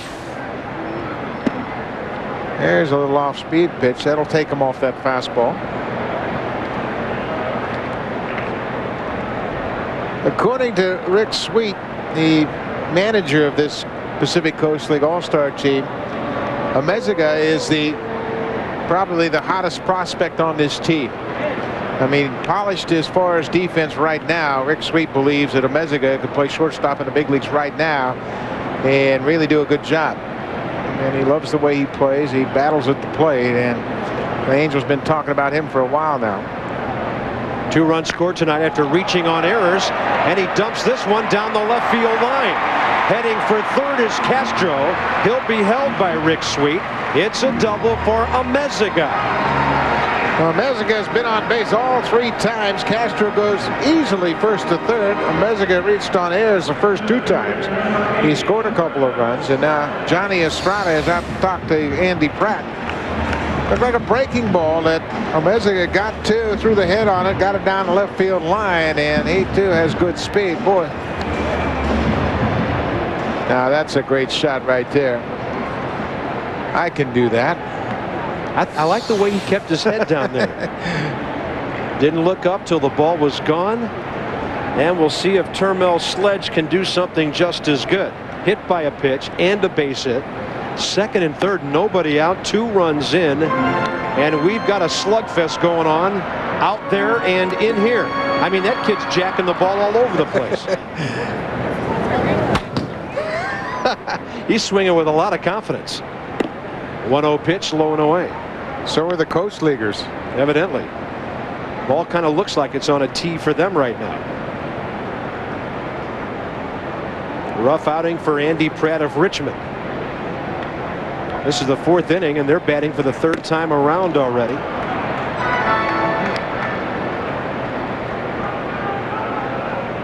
Bobby mentioned that Pratt's just 23 years old, and he was touched up by Rene Reyes with that 2-run home run to right field. And then after the home run, Castro singled, Amezaga doubled.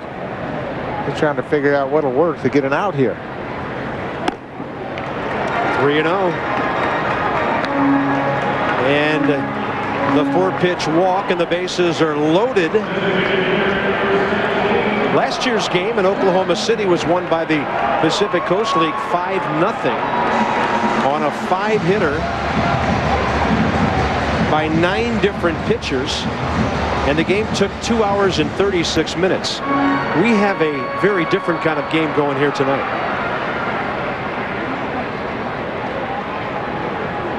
Rob Stratton with the bases loaded, nobody out.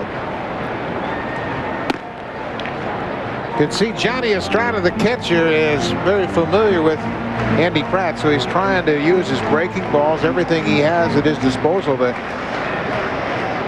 get Pratt back into the strike zone. Good breaking ball there. Pratt and Estrada are teammates at Richmond, so Johnny Estrada is familiar with Andy Pratt. This is a good breaking ball right here. He caught back-to-back breaking balls on the big slugger, Rob Stratton. Another one, and it's skied a mile to left. Going back is Collier on the track, and he's got it right in front of the 360 mark.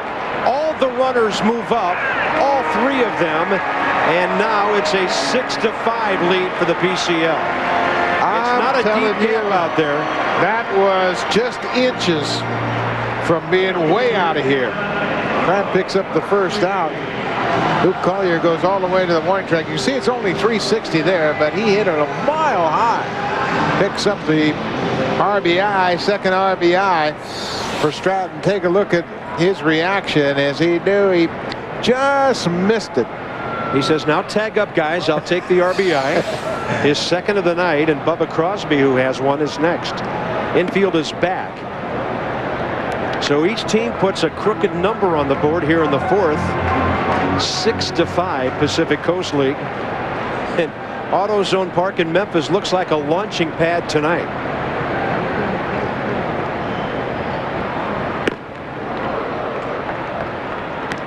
Bubba Crosby 0 for 2 with a ground ball RBI.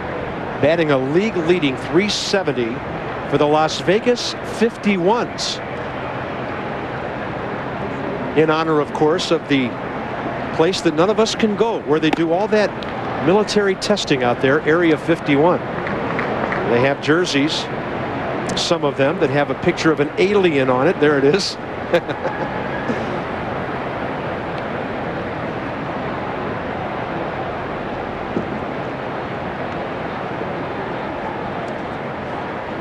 Marty Aronoff, who obviously thinks we're watching a basketball game, hands me a note that says we've had 4 ties and 3 lead changes so far. I think there are going to be a few more too as well. Good job, Marty. This is the man who gave me a time of possession stat in San Francisco last week. 3-1 pitch. Now the bases are loaded again. And poor Andy Pratt's all over the place right now. That's his second walk of the inning.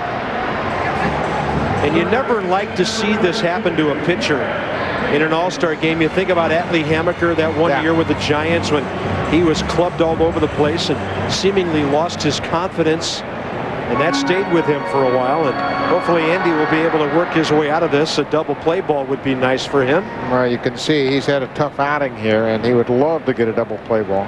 Garrett Atkins is the 8th man from the PCL to bat in this inning. Only one batter retired. And that was on a towering fly ball by Rob Stratton. There's a double play ball. Smith, Utley, and they turn the 6-4-3.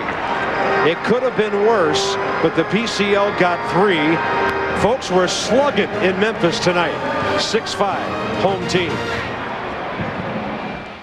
Get an unprecedented look at the making of the best sports show on television. This is Inside Sports Center. And it all leads up to the live broadcast at 11. This is Sports Center, presented by Microsoft, Tuesday, July 29th at 10 on ESPN. Hundreds of the world's best outdoor athletes. Oh, what a great run! 23 outdoor events. The 2003 Great Outdoor Games, presented by Dodge. The ultimate championship for outdoor sports. Begins Saturday at 3:30 on ABC. Home Improvement just broke all the rules. It's far out. They look like animals. It's flirtatious. Feels good in your hand. And it dares to be different. You've read the magazine. Now the pages come to life. Welcome home to House Beautiful. Brought to you locally by California Style Home Collection in Newport Beach at Westcliff Plaza and in Laguna Niguel at the Laguna Design Center.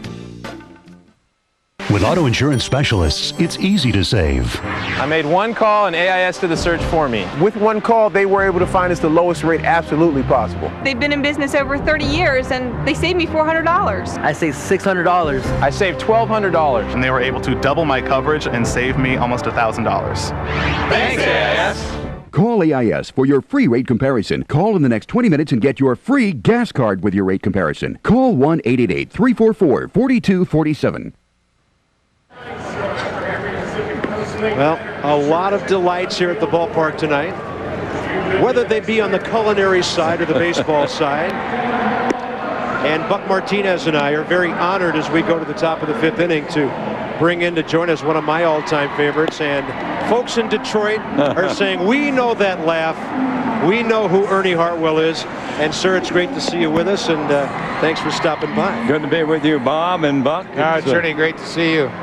You guys are looking good. Well, you know, we're at the ballpark again. That's always a good thing. Isn't this a great place? Minor league ballpark's a little different than when you first started out, aren't I tell you, back in 1940, they didn't much look like that. You were lucky if you got a bench and maybe had a couple of seats. What's the most primitive broadcast you ever did, given some of those old Well, ones? really, one of my most primitive was the first year I was at Brooklyn, and the team began to travel to the announcers in late 1948, and we went to Braves Field, and they put us out in right field in the upper deck in seats. How about that? In those days, even the big leagues didn't have radio booths. That's right. Well, we're going to the top of the 5th inning. Lou Collier leads off for the International League, and we get our first Memphis Redbird of the night. Right-handed starter Jason Ryan takes over here. From here on out, both teams will pretty much employ pitchers on an inning-by-inning basis. Ernie, what are you doing down here? Why do we have the honor of your presence here in Well, Memphis? the folks were nice enough, Bob, to ask me to come down and be the speaker at the All-Star Luncheon. And we had a great turnout. I had a wonderful time with them, and they have been very hospitable here in Memphis. It's a wonderfully friendly town. If that stays fair, it's a base hit for Collier. And those Pawtucket Scatbacks are making their presence known in this game tonight. Next up will be Chase Utley from Scranton Wilkes-Barre. Well, Ernie, you probably know that we're going to ask you about this story because I don't think an announcer will ever be traded for a player again. You were, so tell us how that came about. Working in Atlanta in 1948, and Red Barber, the great announcer at Brooklyn, got sick on a trip to Pittsburgh. Branch Rickey called my boss, Earl Mann, said, I'd like to have Ernie come up, replace Red. Earl said, well, I've got him under contract. If you really want him, I'll trade him to you for your man Cliff Dapper from Montreal.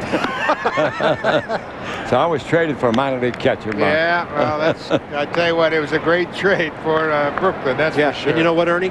Broadcasters have been putting up with catchers ever since. Don't I know that?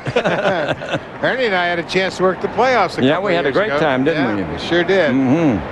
And, of course, I saw Buck when he started behind the bat and did all those other things. This is Chase Utley with a fly ball to right center. Bubba Crosby is there, and he puts it away for the first out. You know, we had some great days with the Tigers and the Blue Jays. Yeah, we had some good ones, I tell you, especially that 87. Yeah. When the Tigers caught 2 guys. And then Tanana beat Jimmy Key in the final game. Last day of the year. Mike Flanagan pitched 11 innings on Saturday. Doyle Alexander won on Friday night. It's a great series. Yeah, that was fantastic.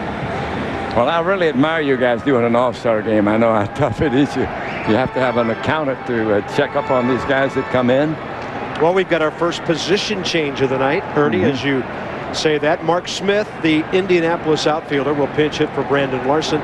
We thought Larson would get a couple of bats tonight as the DH. The Reds just called him up just before the game. So Mark Smith will take over here against the Memphis pitcher, Jason Ryan. So we've got a young guy getting called up.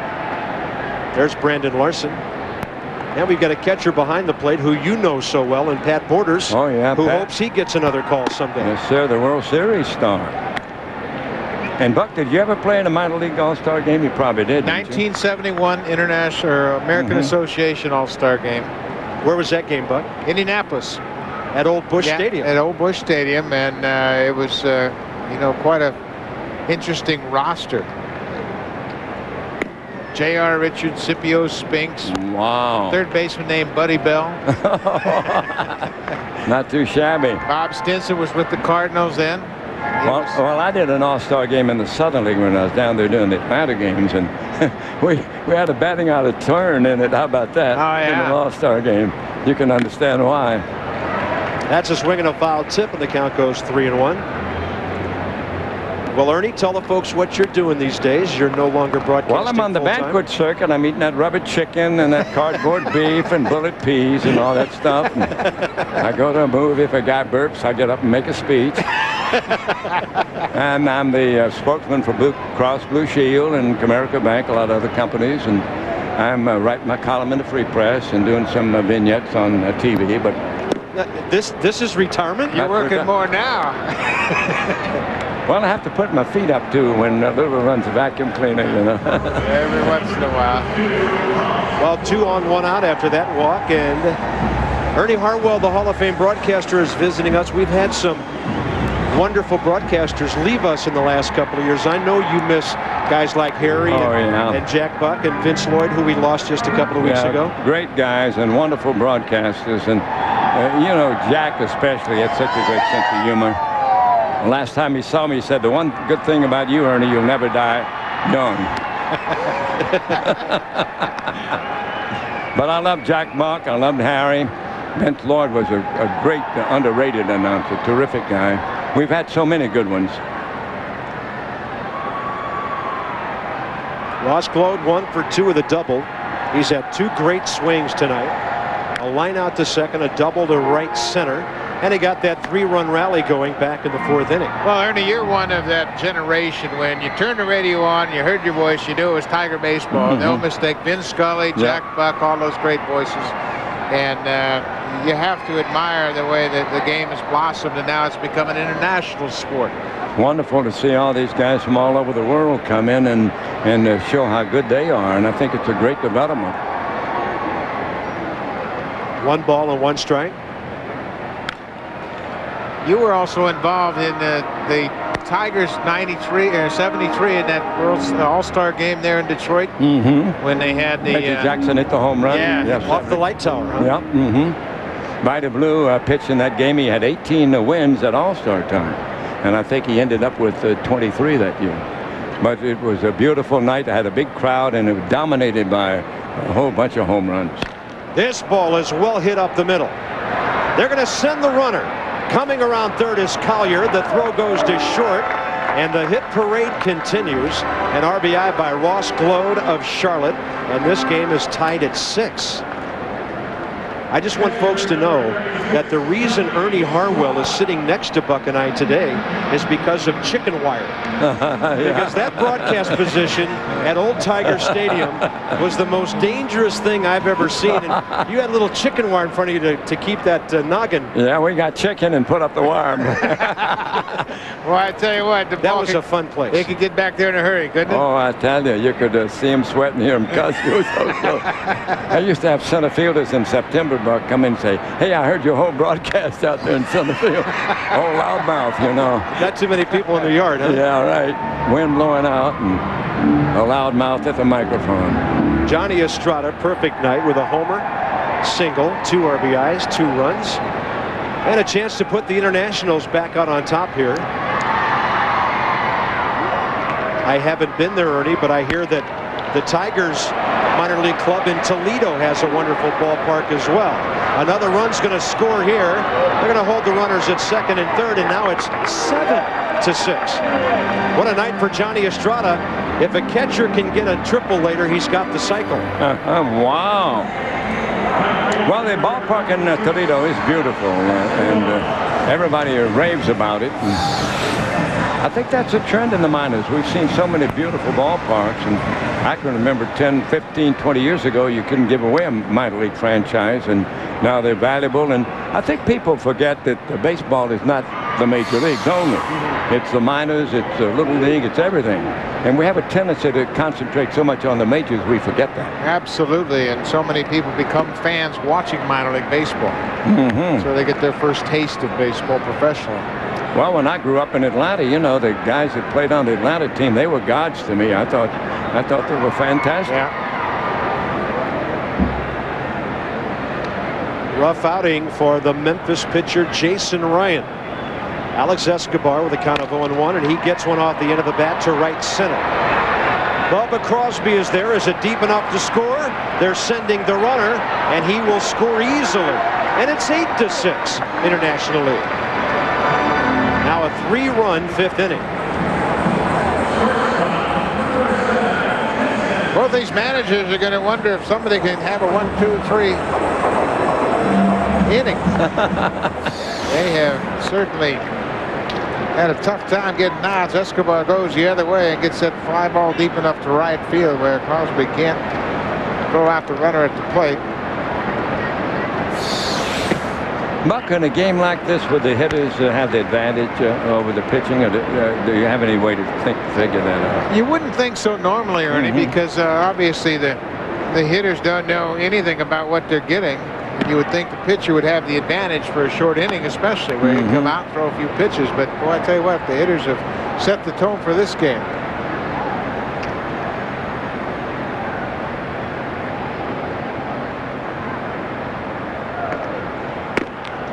Jason Smith of Durham, a 2-run homer his last time. Buck Martinez, Bob Carpenter, Ernie Harwell has stopped by to visit with us here at AutoZone Park in Memphis for the 2003 AAA All-Star game. And a 2-1 pitch. I mean, they're just teeing off tonight. Getting some great swings, 4 hits and a walk in this inning. Well, Ernie, how do you look at the Major League pennant races this second round? Oh, I don't know. I think, you know, that the Central Division in the American League string looked like nobody wants it.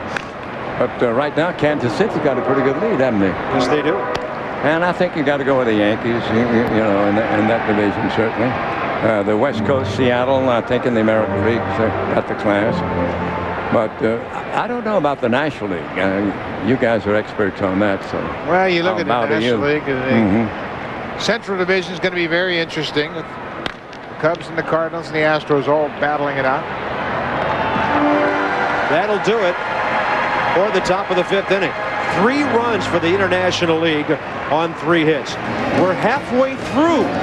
14 runs. Internationals 8-6.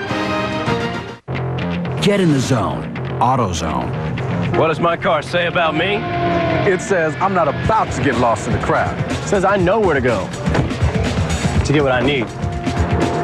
It says I'm not really a factory showroom kind of guy. It says I'm in the zone. Hey, your car says a lot about you. Get in the zone and make sure people hear it. Get in the zone. AutoZone. K-Swiss coming at you with another exclusive. That's right. Come on. Got love for my shoes, K-Swiss. The style's the name, K-Swiss, keeping it true. New look, 5 stripes, red, brown, or blue. Different colors and flavors to savor, with styles of variety to match your behavior. It's new yet classic, you can't resist. What? Got love for my shoes, K-Swiss. Got love, got love. Got love for my shoes, K-Swiss. Introducing Blue Cash, a new card from American Express.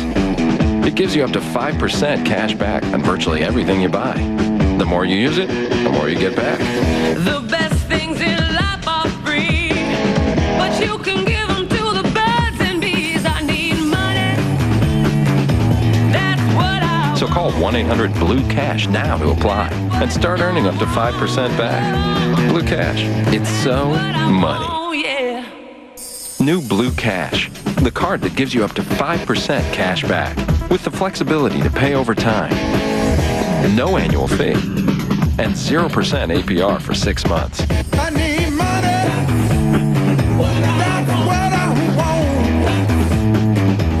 did we mention?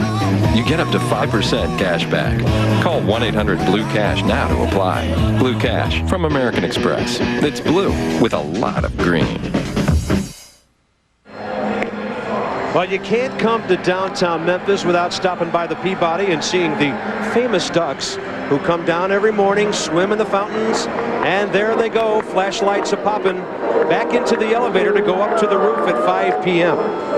By the way, Ernie, our stat guy, Marty Aronoff, tells me that this morning the official attendance was 115 people downstairs and 35 on the mezzanine balcony watching the ducks. Well, that's our stat of the night right there. Well, Marty knows. I tell you, he's an expert.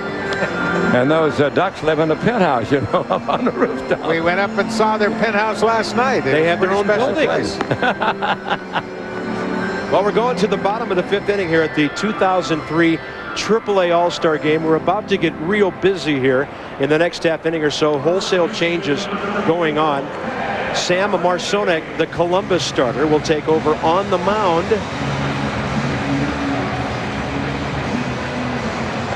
And Tag Bozade of Portland will be the leadoff man.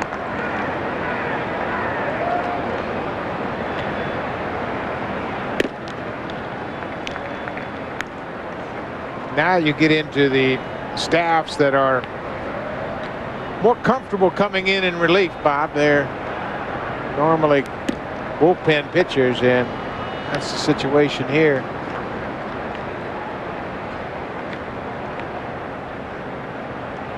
Marsonek, Columbus. He's only started 2 games. He's worked 31 games in total, working mostly out of the bullpen. It's a game of specialization now, isn't it? Boy, it sure is, Ernie. Yeah. You get into the middle innings and you have a guy that can work 1 inning in the middle and 1 inning set up, and then you got that closer.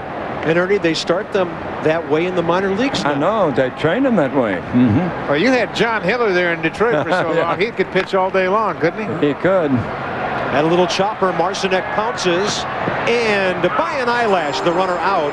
And a dangerous play for Ross Glode with that throw tailing back into the runner.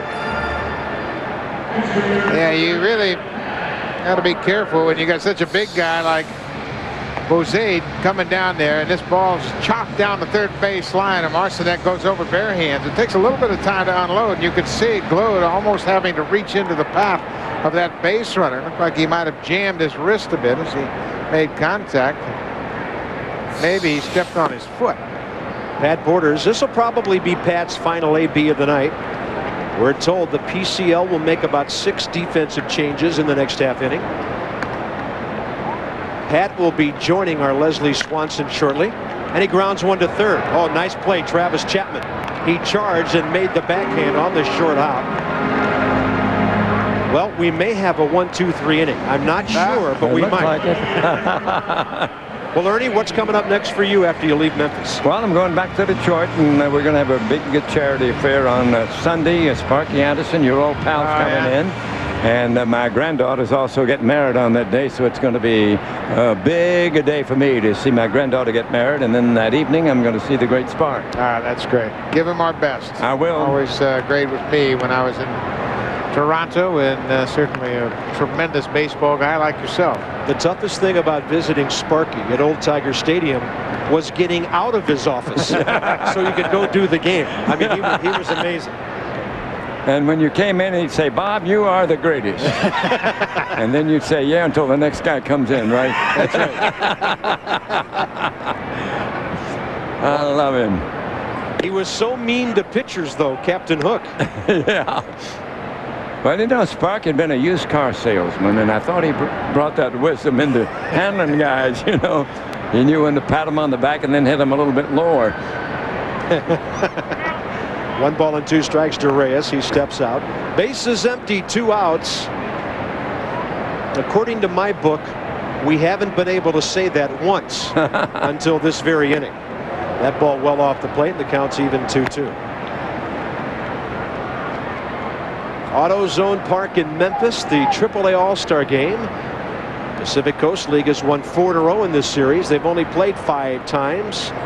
in this current format. It was American League versus National League for the 10 years before that. Well, they're having a great time out on the berm this evening.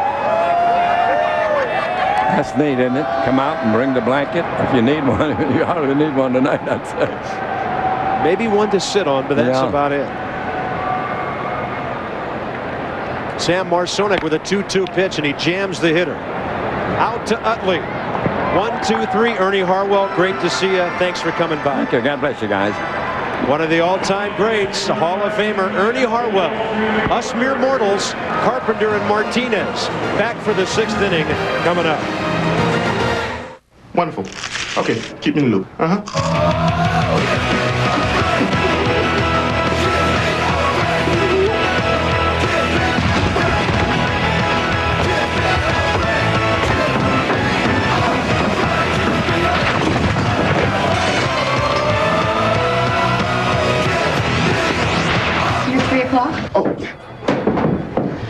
Get your break going with the light, crispy, chocolatey taste of a Kit Kat. The United States does not negotiate with hostage takers. This is not just a situation. It's my sister. I don't want to know what you guys are cooking up, but do whatever it takes. We hit all 3 places simultaneously. Bring the noise. For producer Jerry Bruckheimer and director Michael Bay.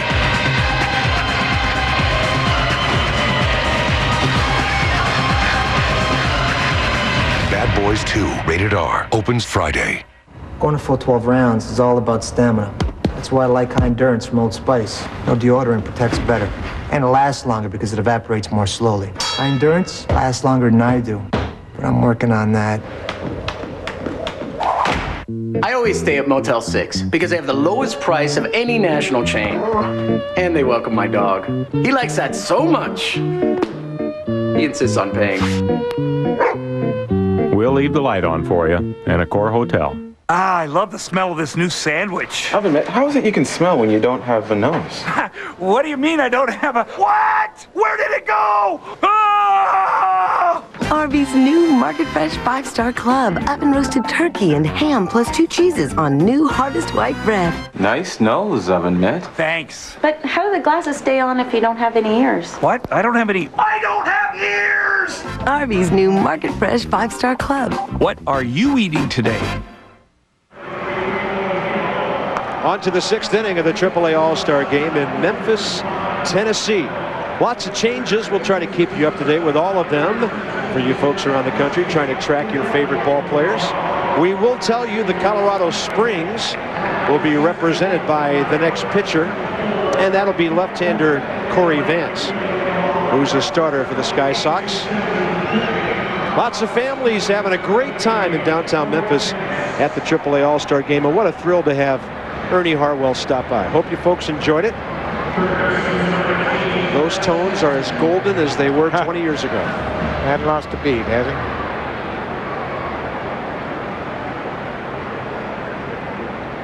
Travis Chapman, the batter.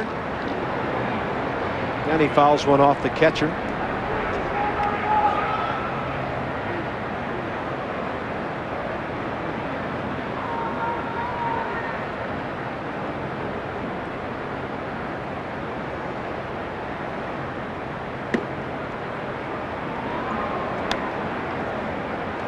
Corey Vance, 8-7 with a 4.46 ERA and 18 starts for Colorado Springs. Good off-speed pitch there. Ed Chapman way out in front.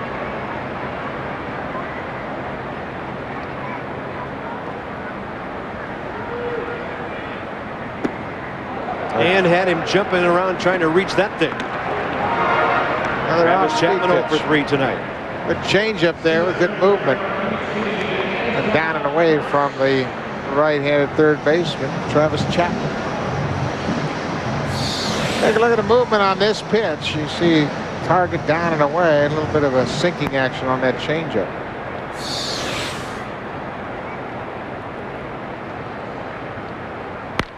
This ball is hit hard by Anton Fringe. Hooking foul down around that 322 mark. They've had a few interesting moments with home runs down the line in this ballpark the last couple of years because the foul poles are a lot shorter than in most parks. They had planned to get some taller ones. Some budgetary considerations got in the way, but they've had a few rhubarbs over the 3 years of this ballpark because of fly balls flying somewhere over those short foul poles. Well, you can see it's not very deep to the corners in either direction. 319 to left, 322 down the right field line. And an awful lot of high fly balls that go well above those foul poles. Right through the wickets. Anton French, the second base hit of the night. A bunt base hit earlier. He's on with one out here in the 6th. And without a doubt, he is a running threat. Lots of defensive changes. Mike Kelly in left. David Kelton in right. Jason Jones in right. Chad Tracy takes over at third. Mike Bell at second. Corey Hill behind the plate. Meziga and Bozade still in the game. They were starters. There's Mike Kelly playing for the Omaha Ball Club now at the age of 33. You know what's interesting? Have you ever heard them say about a 33-year-old player? He's starting to come into his own. Yeah, that's what they were talking about today down in the clubhouse. Starting to understand what it takes to be a good hitter. And, you know, it all happens to everybody a little bit differently. But Mike Kelly, as we talked about earlier, came out of Arizona State with an awful lot of talent.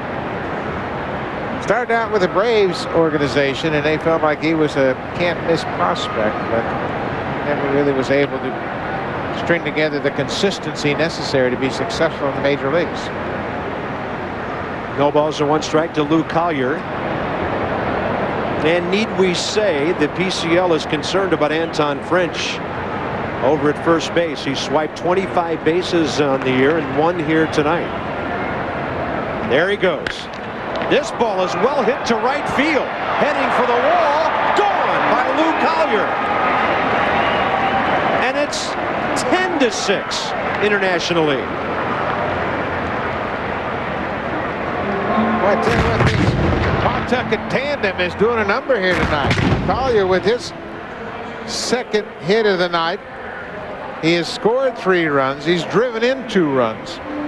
And he and Anton French are having quite a night. That ball was scorched to the opposite field. Now we'll see Aaron Miles of Charlotte bat here for Chase Utley.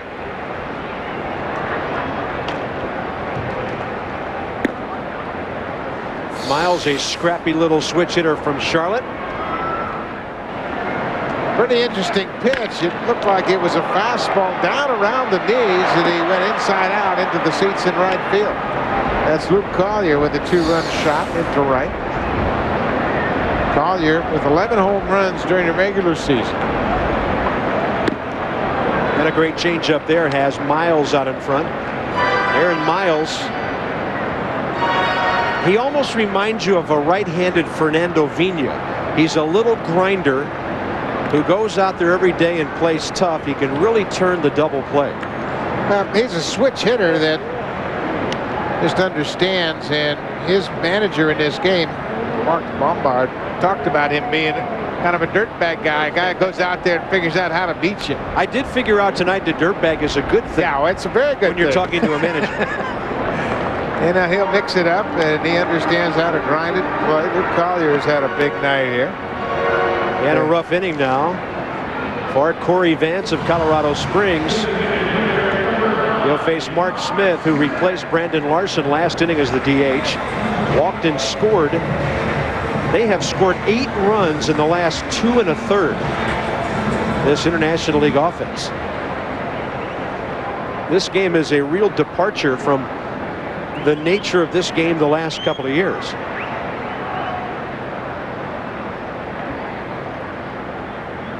Had to hold up play while the catcher comes in from the bullpen.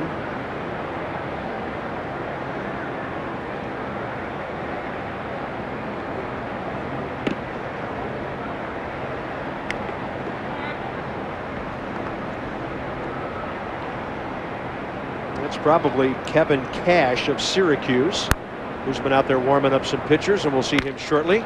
And a base hit as Smith just hooks that thing right through the infield. 4 consecutive International League batters reaching here in the top of the 6th. Mark Smith with a walk and a base hit in his 2 trips to the plate tonight. He came on as a pinch hitter for Brandon Larson back in the 5th.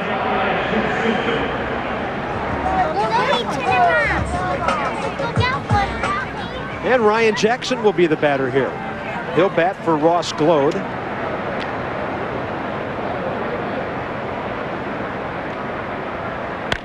And he just jacks one foul down the right side. I mean, batters are teeing off big time in this game.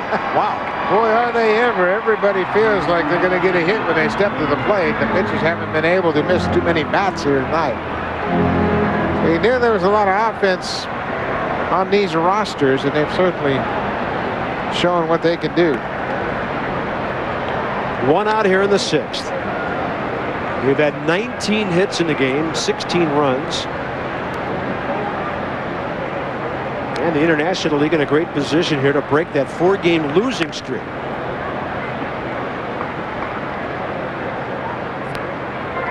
Busy night for Anton French and Lou Collier at the top of that IL lineup.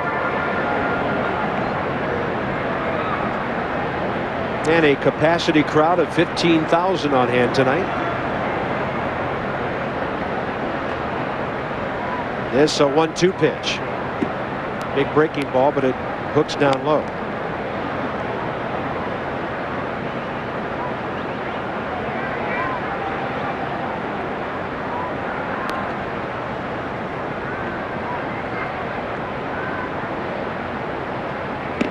Big breaking ball for the strikeout. 2 Ks in the inning. Saturday, the great outdoor games from Reno, Tahoe begin on ABC, 3:30 Eastern. On ESPN, they continue with the rifle final, retrievers prelim, the fly fishing, men's boom run, large agility, and the tree topping. Finally, at 9 Eastern, catch the women's log rolling final, the large weed pole, shotgun preliminary, springboard, tree topping, and the retriever feature. Coming in to pinch hit Kevin Cash, and he's promptly hit by a pitch. Not exactly what you have on your mind when you get a chance to finally get to the plate. In an offensive blowout, Kevin Cash gets hit by the first pitch he sees. Luke Collier was hit in the first inning, scored the first run of this ball game. And Cash, the catcher at Syracuse, reaches base. Michael Restovich will bat for Alex Escobar here. Restovich, a Rochester outfielder. And having a pretty good power season with 13 long balls and 58 batted in. Restovich from the Minnesota Twins organization, another one of those good-looking young outfield hitters. That ball off the catcher's glove. Everybody moves up. And another run scores as Miles comes home. That'll make it 11-6. Well, we talk about catchers having a tough time handling pitchers they are seeing for the first time. Those little subtle movements on breaking pitches and change-ups. Coy Hill had that ball go off the tip of his glove. And another walk, and the bases are loaded again.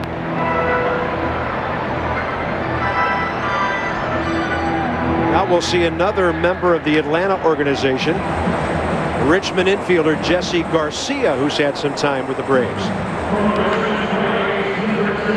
Well, Jesse Garcia has bounced around a little bit, Braves. Matt Duff, a Memphis reliever, getting warm here.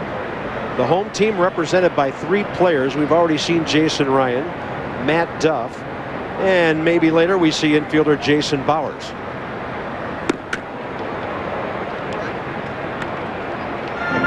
Heck, we already do. He's at shortstop. We're trying to keep up.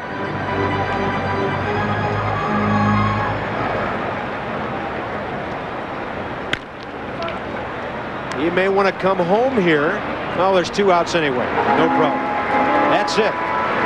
Another big inning for the International League. 3 runs, and Lou Collier got the big blow. A 2-run opposite field homer, and it's 11-6. The power is in your hands.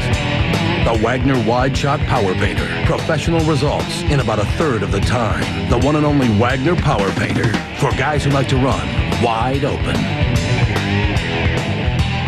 Are you game to pick up and go with Dodge and ESPN? You can win a trip to the Great Outdoor Games or a new Hemi-powered Dodge Ram. Watch the Great Outdoor Games for a special code. Then log on to ESPN.com for your chance to pick up and go. Welcome. Welcome to the new Soccer Nation. Welcome. Welcome to the new Soccer Nation. This league is made up of a collage of countries. It's all one big family. This sport is a religion. Bienvenido. 안녕하세요. Welcome. Welcome to the new Soccer Nation.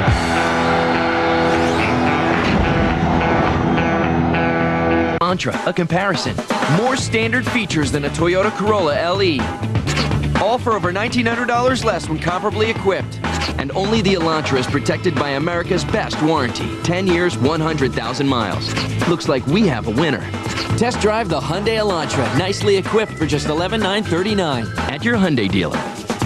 Don't waste money on a lease. Own a 2003 Elantra for just $189 a month at your local Hyundai dealer.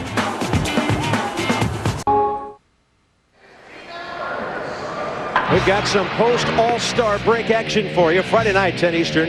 Jim Edmonds, Albert Pujols, and the Cardinals. They'll go out to L.A. and take on Paul Loduca, Sean Green, and the Dodgers. Friday, 10 o'clock Eastern on ESPN. Some of you will see the Rockies and the Giants. Log on to ESPN.com for more on Major League Baseball. We'll get you all ready for the second half of the season. So some special Friday night baseball coming your way. And a guy who pitched at one time in '97 for the Cardinals and has bounced around, most notably with the Mets organization, will take over for the International League here in the 6th. It's left-hander Rigo Beltran, who's currently with Ottawa. And he's been functioning as a starter there after being a reliever most of his career. Yeah, Rigo Beltran now with the Baltimore Orioles organization. He has a unique pitch, one you don't see an awful lot. It's a screwball going back to his hero, Fernando Valenzuela. He picked that up, and it's a very effective pitch for him. It's a breaking pitch that'll go down and away from right-handed hitters. Fastball, slider, screwball. Mike Bell, now playing second base for the Pacific Coast League, leads off here in the 6th. Mike Bell of Tucson, right under the 300 mark at the moment with 51 runs batted in. Yeah, they're not the Diamondbacks, they're the Sidewinders out there at Tucson Electric Park. He got jammed and popped it up to the left side. Chapman with the grab. A lot of atmosphere in the ballpark tonight. Leslie Swanson. That's right, Bob. You had mentioned earlier that this is a family atmosphere here tonight, and I think I have found Kids Central. Right behind me, you see a pitcher's mound, a little bouncy thing that I don't recommend after barbecue. And even over there, there's a rock climbing wall, which is obscure for a ballpark, and it is right next to a parking garage, which I'm afraid is how we're going to have to get to our cars, via the rock climbing wall. It's not good, Bob. It doesn't look good for us. Not at all. Not at all. Here's Jason Bowers of Memphis, who will get some playing time tonight. And he had a nice ovation from the crowd. Shortstop with a little bit of pop with 6 home runs. Yeah, Bob, we got to do the bird bounce on the way home tonight, all right? Come on. You're no fun. I think we may have done that before. Great atmosphere here at AutoZone Park in Memphis. An all-star game. Now that's a great logo right there. How about that? The Las Vegas 51s.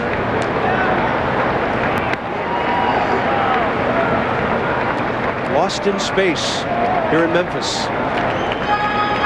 We'll never know what goes on out there either in Area 51.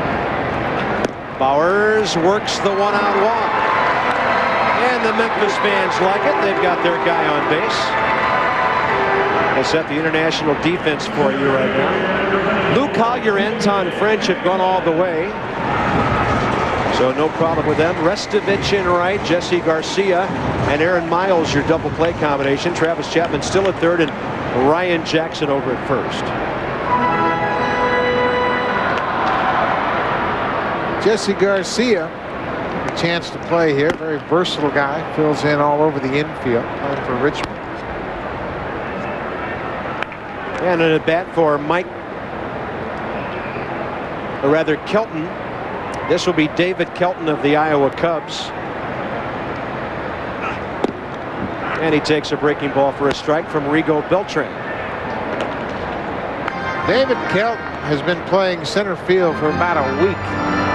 The Cubs have just lost Corey Patterson, so they have shifted Kelton into center field, just possibly for an insurance policy. They like his athleticism. It's amazing, Buck, how the ripples of one injury go all the way down through an organization. Wait a minute. I thought we were in Memphis. Was that the Wrigley Field scoreboard? There it is. Okay. Beautiful mural out there.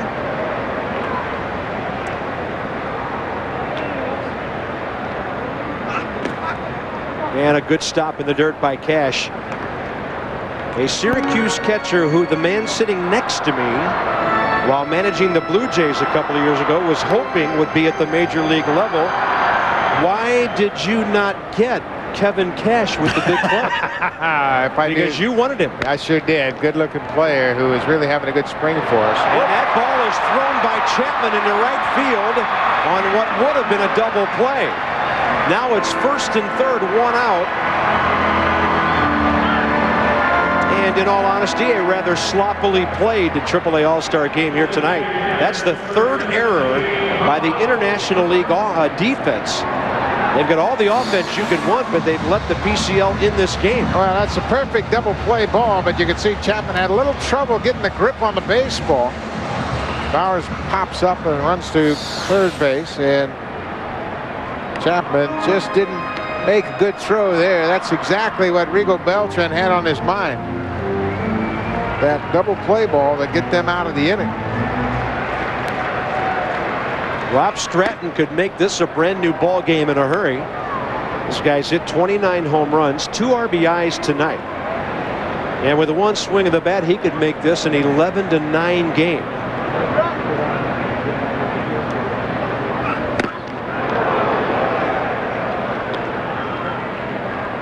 Rigo Beltran's one of the few guys around, Buck, anymore who can throw that screwball. That was not one. That was a good old heater right there, but he can turn the ball over. Yeah, he's got a very good screwball. Another fastball upstairs that Stratton swings right through. Now, is that a pitch that's difficult to throw? Is it tough on your arm, on your wrist? No, I don't think it's necessarily that tough, but it takes a while to master it. Of course, Fernando Valenzuela was very, very good with it. And this is a fastball upstairs that Stratton is laid on. There's one. Mike Cuellar threw it all the time. Willie Hernandez, the great Tiger closer. Mike Marshall, the reliever for the Dodgers, he was so resilient, had over 100 appearances one year, threw the screwball very effectively. This ball will be out of play to the right side. But it's a very unique pitch in that you rotate your arm in the opposite direction that you would in a breaking ball direction. And if tell you what, you master it, it could be a great pitch for you. Valenzuela utilized it very effectively. 2-2 pitch, and Rob Stratton trying to extend those arms. He just missed hitting one 9 miles here in his last at bat and a sacrifice fly to the warning track in left field. Mark Lombard and Rick Sweet, the respective managers of these two clubs, wondering if the pitchers are ever going to take over. Breaking ball up and in. Count goes full. We've got a lot of baseball yet to be played in Memphis tonight. It's only the bottom of the 6th. Ball game over 2 hours old. 19 hits, 17 runs. Rocky's going to be worn out by the time this thing's over. And they got Stratton to pop up here. Giving chase is Aaron Miles. He's got the angle, and he makes the catch. And the runner at third, Bowers has to hold. Nice play by Aaron Miles of Charlotte. Very difficult play from a second base point of view. As you see, he's got an angle on it here, and then the ball kind of drifts back toward the field. The right fielder is coming on, but Michael Restovich couldn't get there in time, and Aaron Miles calls for it all the way. Good play, great concentration as that ball drifted back toward the field on it. We'll have our first at bat tonight for Jason Jones of the Oklahoma Redhawks. That was the club that hosted our AAA game a year ago at their beautiful ballpark in Bricktown, downtown Oklahoma City. And Jason Jones hitting .285 with 53 runs batted in. This ball will go foul down the right field side.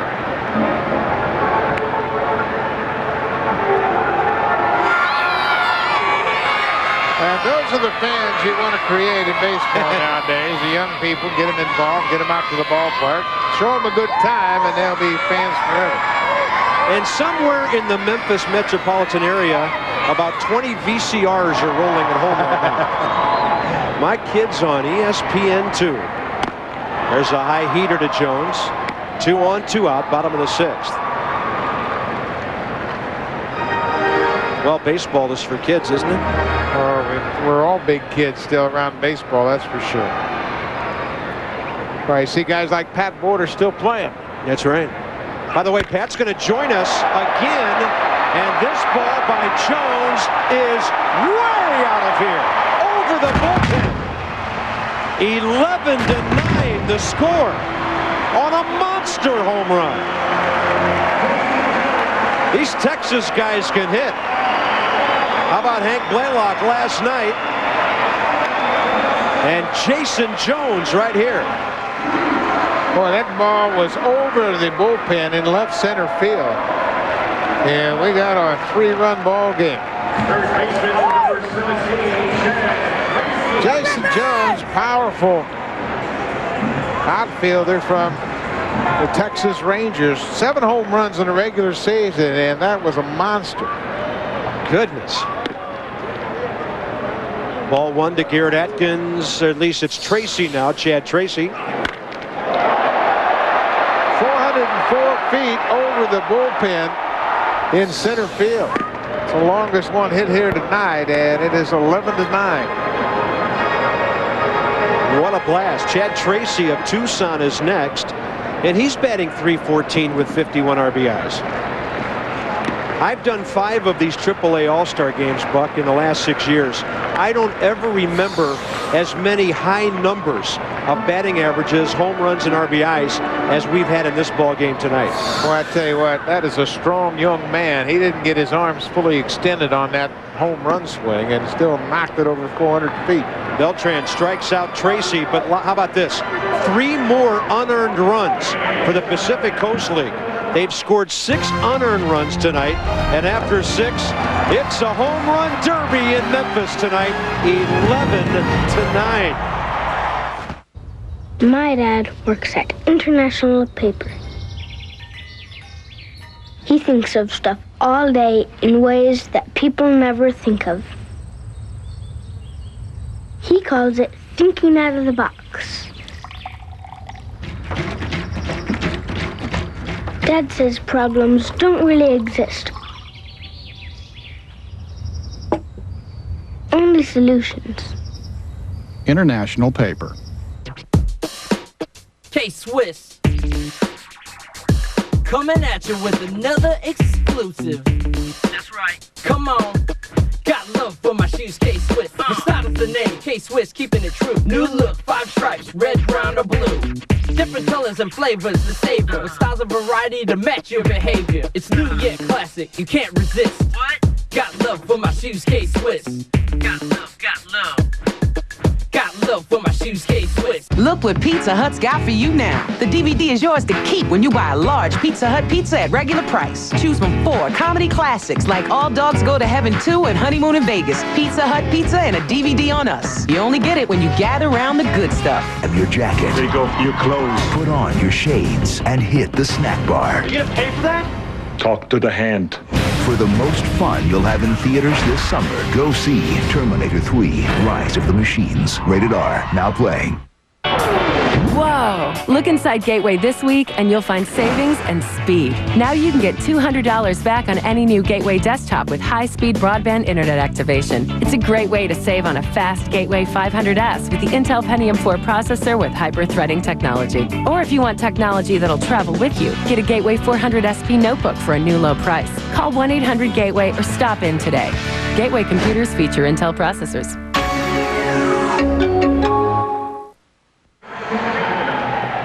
Top of the 7th inning here in Memphis. It is a wild one tonight. 11-9 here at the AAA All-Star game. Matt Duff, a reliever from the hometown Memphis Redbirds, will take on Travis Chapman here. Pat Borders is mic'd up down in the dugout. Hey, Pat, how was your experience playing tonight? Oh, it's fun. Great time out there. Are you catchers telling these guys what's coming? It looks like it, doesn't it? Pat Borders was 1 for 3 tonight. Hey, Pat, it's been kind of a wild season for you, starting off with a chance to be in the big leagues for a while. Now you're in the AAA All-Star game. What are you hoping to accomplish as you look ahead to the second half of the season? Oh, they continue the way I've been playing, and just finish up strong and get the opportunity at the end of the year to get moved up. That's wonderful. If not, just have a good time and have fun. How much pride do you take in your ability to help young pitchers get through a season? Well, up until today, I took a lot of pride. Today, it's not working too well. This doesn't count. Exhibition game, Pat. And a strike to Anton French.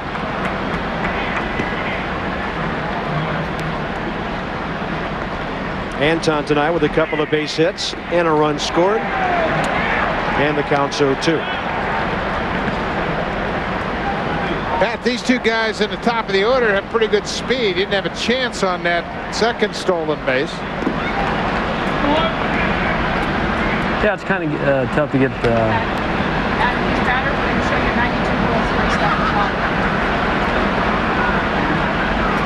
Lou Collier waiting next. 1-2 to Anton French, and that pitch up and away.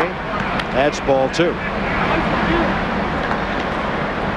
Hey, Pat, in a moment, we just want to prepare you for a little trip back in time we're going to take. We're going to talk about that 92 World Series. He's already smiling thinking about it, Buck. Way outside ball 3. You guys had some great teams back in Toronto at that time. That was a good time. We all came up through the minor leagues together, or most of us anyway. It was a real close-knit team. Sky Dome was relatively new and full just about every night. 3-2 pitch and a 1-out walk, and Anton French is on base again. We're going to go back to the 92 World Series, Pat, where you had such a great time hitting and defensively. There's the home run. Off the double off the wall, by the way. Then the home run off Tom Glavine.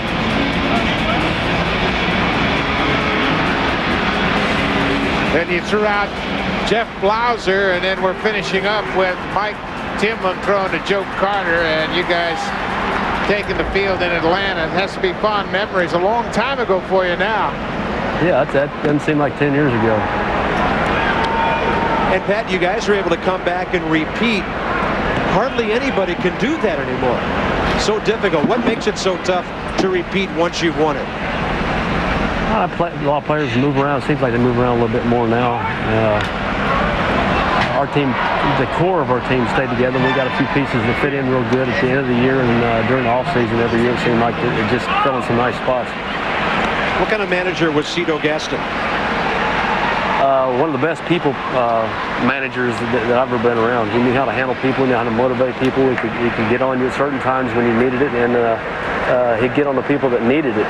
He was more passive for the guys that would respond negatively toward criticism. He was real good at reading people, though. Pat, do you have any aspirations to stay in the game as a manager? Yeah, I've been trying to pay closer attention the last few years at the minor league managers, how they handle games, and be more aware of how they handle different situations. In my opinion, like Cito handled people, I think that's probably the toughest part of big league baseball is handling personalities and motivating people. The game itself pretty much plays itself. We're visiting with Pat Porters.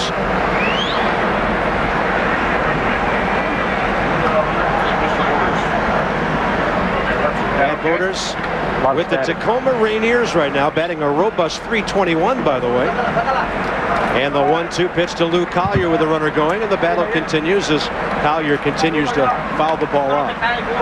Rene Reyes, of course, big home run right now. From Venezuela, he's talking about Margarita, the island off Venezuela. That's his hometown, and that's what he wants to talk about. Beautiful place. Hey, Pat, tell those young kids they got to keep their shirts on. They need some senior leadership down there. That's a breaking ball for a strike to Lou Collier.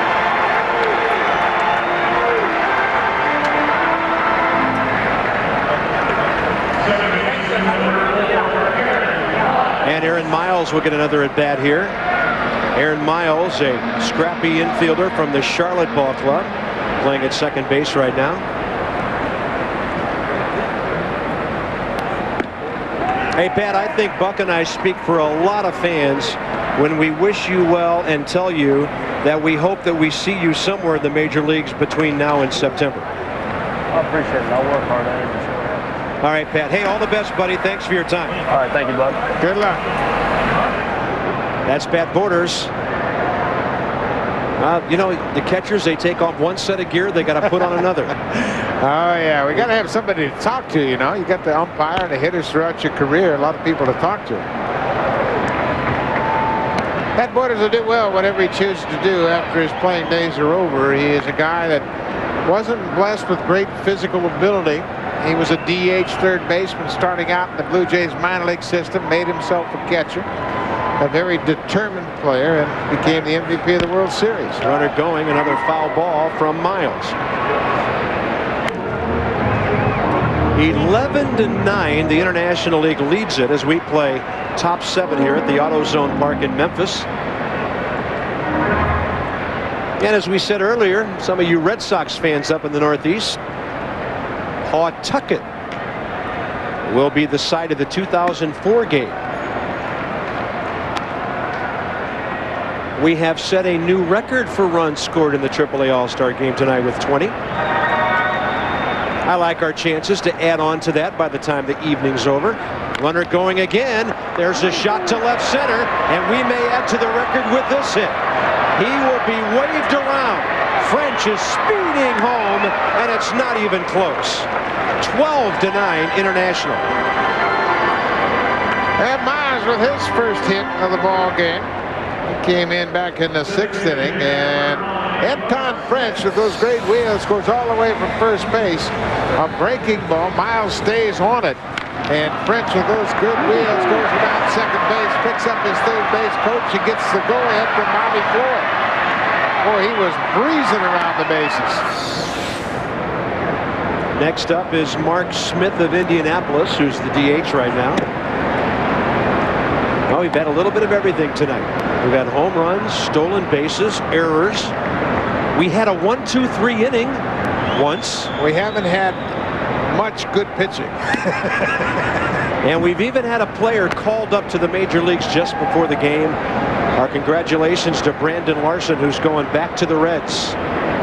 He had a 1-for-2 night with an RBI here.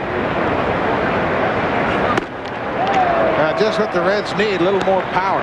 Yeah. Brandon Larson was leading the International League in home runs and RBIs. It's 17 homers and 65 RBIs, and he's going back to the Reds. And it is in Cincinnati, where the Reds are starting a 4-game series with the Houston Astros tomorrow night, so he'll be thrown right into the thick of that National League Central Division race. 3 balls and a strike now to Mark Smith. How good is he feeling right now? He's going back to the show.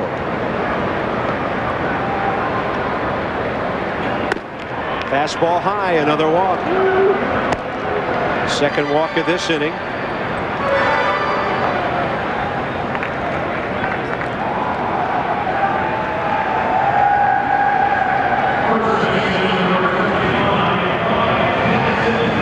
And Ryan Jackson from Durham will be next.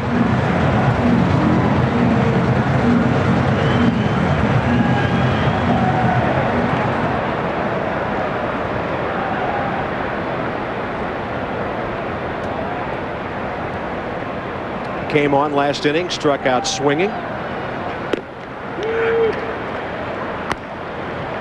Matt Duff of Memphis has a little giddy up on that running fastball.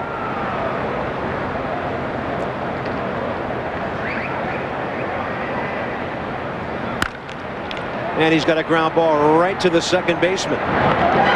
The International League will score a run in the 7th. Stretch time for a capacity crowd in Memphis. They've seen 21 runs tonight. Get in the zone.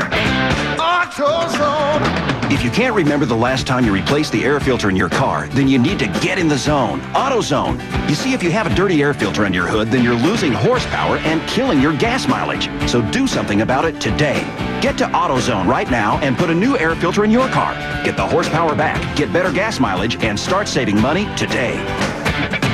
Get in the zone. AutoZone.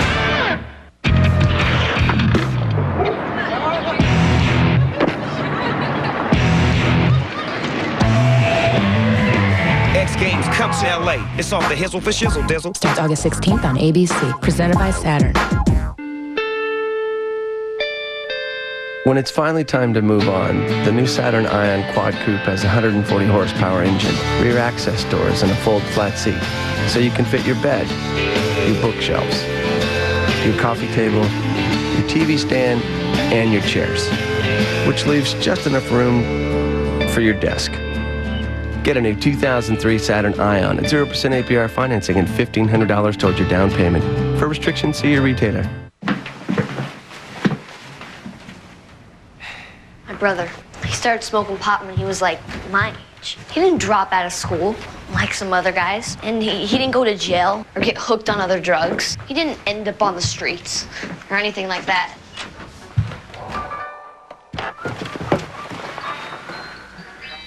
What do you want? He never really did anything at all.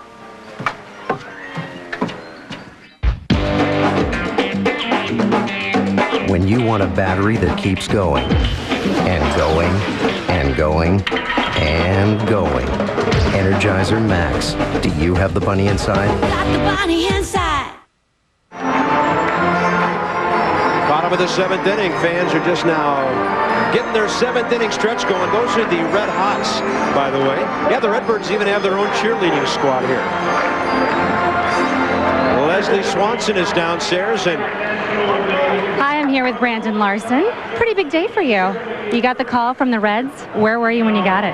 Actually, I was in my hotel room, going to the restroom, actually. So it's kind of a weird situation, but you know, I'm excited as ever. You know, it's always awesome to get that call. My family's here and stuff, so they're able to celebrate it with me. And you've been called up before. Anything you're going to do differently this time? I'm just going to try and go up and stay there this time. You know, I've been up and down, up and down. I think the main thing right now is just to go up and have a good time, do whatever they tell me to do. I mean, I'll catch if I have to, but I'm just going to try and get up there and stay up there. Well, let's hope this is your last minor league game then. Bob, back to you. All right, thanks a lot, Leslie. Congratulations to Brandon. On his way to the Queen City of Cincinnati first thing tomorrow morning. Now, wasn't that a good statement Leslie made? Let's hope this was your last minor league game. That's a great positive thought to leave him with. As much as we enjoy bringing this game to everybody, it's a game nobody wants to play in twice. Brandon Larson has played the last two. And, of course, another one of those LSU guys. This ball well hit to center. And flying out is Tag Bozade for the first time. You know, talking about last game in the minor leagues, in 1971, in the American Association League All-Star game, I was playing with Buddy Bell. And I spoke to Mike Bell, Buddy's son, who's playing in this game tonight, about that. And the first thing Mike said was, you know, he didn't play many games in the minor leagues after that. He went to the big leagues and played for 18 years, a tremendous career. Went on to manage in the big leagues, and now he's coaching. And Buddy Bell, one of the class acts of the game, and his sons continue to carry his name and reputation very proudly. David Bell, of course, playing for the Phillies. And by the way, the new pitcher is Jeremy Griffiths of Norfolk in the Mets organization, a starter there, and they're high on him. Yeah, they sure are. And the Mets, obviously, they need to have some of their young players develop in their minor league system so they can have some homegrown talent to build upon. And the batter is the catcher Coy Hill, who came in to take the place of Pat Borders last inning. Coy Hill hitting .352.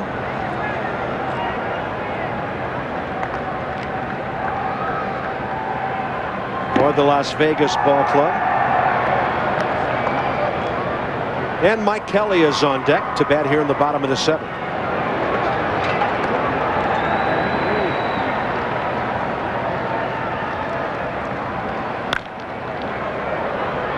And the foul off the batter. Count stays 3-2. Had a chance to talk to Rick Sweet about Coy Hill and his abilities. Not only a switch hitter, but he's got a tremendous arm behind the plate. There are the numbers of Jeremy Griffiths down in Norfolk, pitching for Bobby Floyd, who is the coach on this team. But Coy Hill has got a cannon for an arm behind the plate. And he works a walk of the big Mets right-hander. We've got ABC British Open highlights coming your way tomorrow night. Tune into ABC to get a complete wrap-up of all the day's action from Royal St. George's as the major gets underway. The British Open highlights presentation Thursday night at 1:05 a.m. Eastern and Pacific on ABC. As they're all after that claret drug. 15,214 in the ballpark tonight. Second largest in the history of the AAA All-Star game. Here's Mike Kelly trying to find his way at the age of 33. Saw him a long time ago with those Sun Devils of Arizona State. He's an LA kid.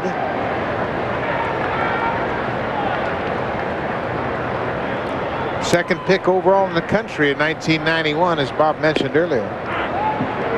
That was by the Atlanta Braves. He would later on play for the Reds, the Devil Rays, and the Rockies. Now trying to get up to Kansas City and help them in that American League Central race. Ball well hit to right. Going back is Restovich, and he's got it short of the track for the second out.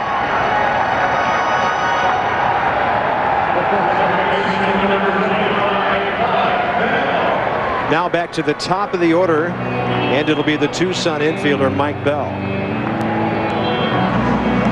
Looks like Michael Restovich having a good time in front of some boisterous bleacher fans out there in right field on a wonderful night for baseball here in Memphis, Tennessee.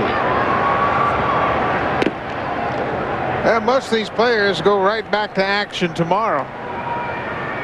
They start up again and resume second half action in their respective teams' races. This ball is laced down the left field line, and it's a foul ball.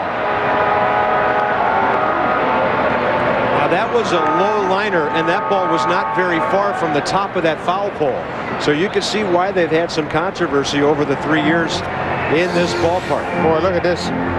Mike Bell swing, got that inside pitch and turns on it. He's hopeful that it stays fair, but as he gets down the line a bit, he sees it's going to hook foul.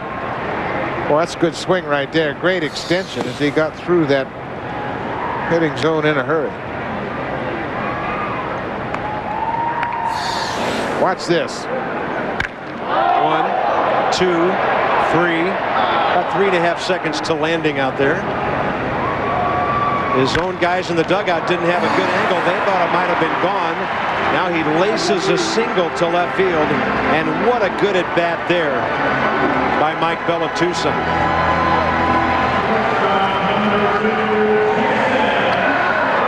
There's Jason Bowers of Memphis, who walked and scored his first time up.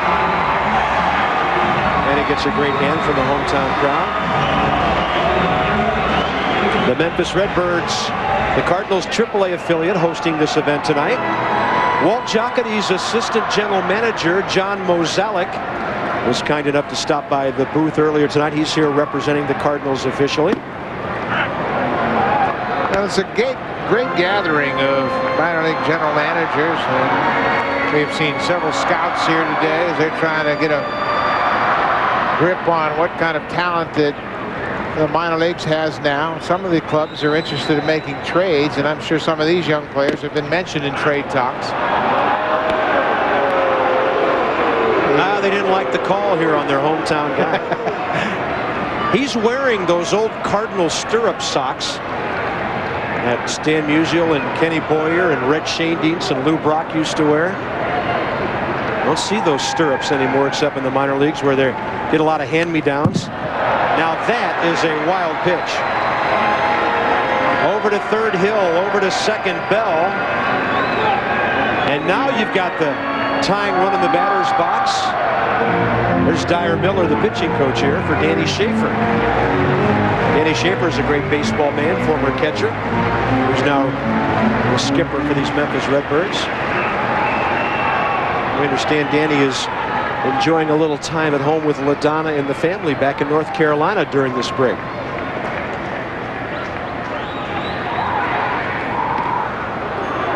Kevin Cash smothered that breaking ball in dirt. Keeps everybody at their respective bases. 3-run ball game here in the 7th inning. Jeremy Griffin trying to get out of this inning, and Bobby Floyd, his manager. Now the hometown guy wouldn't hit a homer here and tied this thing up, would he? That pitch is low and the count goes full.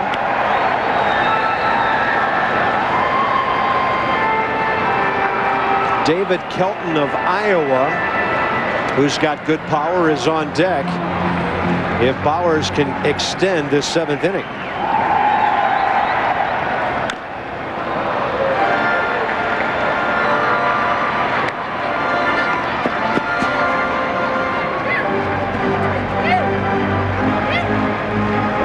Thanks, Rocky.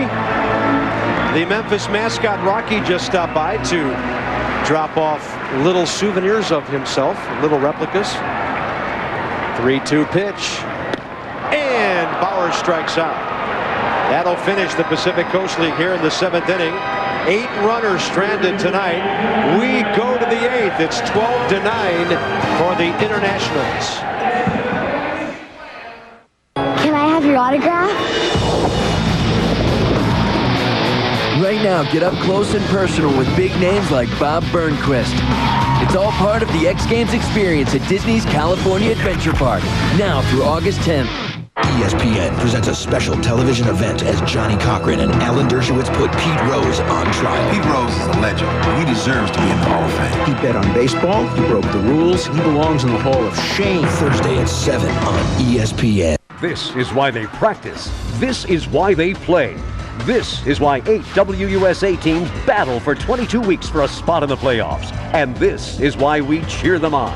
It's the championship game, the Founders Cup 3, and it's coming to San Diego. Be part of the action as the top 2 teams in the WUSA battle for the coveted Founders Cup.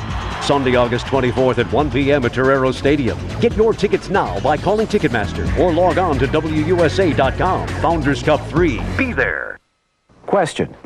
The car makers, airlines, fast food chains, you know, the big guys. What do they all have in common? They believe in television. Sure, they've got the big budgets to reach the big audience, but you're not trying to reach the big audience. You're trying to reach your customers in your neck of the woods, and that's cable television. It targets viewers. It targets neighborhoods. TV works, and cable advertising is just the television you need. Oh, boy. This is Roger Clemens, ladies and gentlemen. Are you kidding me? He's eating the head groundskeeper. Minor league baseball. Something for everyone. Oh, he's going to. Oh my goodness. Family entertainment, huh? Top of the 8th inning here at AutoZone Park in Memphis. And they got some apartment dwellers out there in center field and right field. Great view of the ballpark.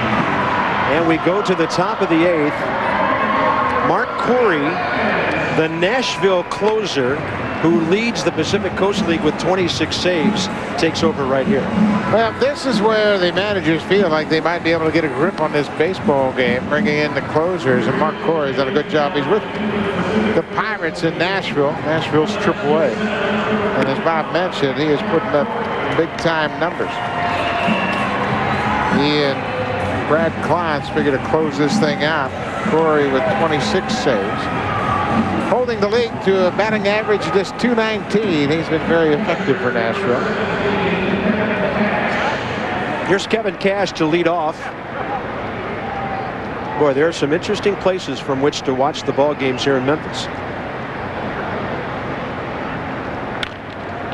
Buck Martinez, if Kevin Cash was good enough 2 years ago that you wanted him on your opening day roster, why is he still at AAA? Well, the Blue Jays, they have a different philosophy about what they want in a catcher. They want a more power and everything else. In my mind, I want a catcher that can handle pitching staff and control well, and that's what he does. And he's a converted third baseman, played at Florida State collegiately.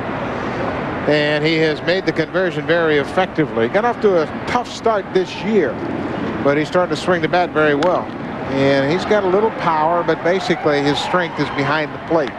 His ability to handle pitchers, and he is a prototypical catcher. Got a perfect body for a catcher. You can see he's not very big, about 5'11", and he gets rid of the ball very well and has a very strong arm.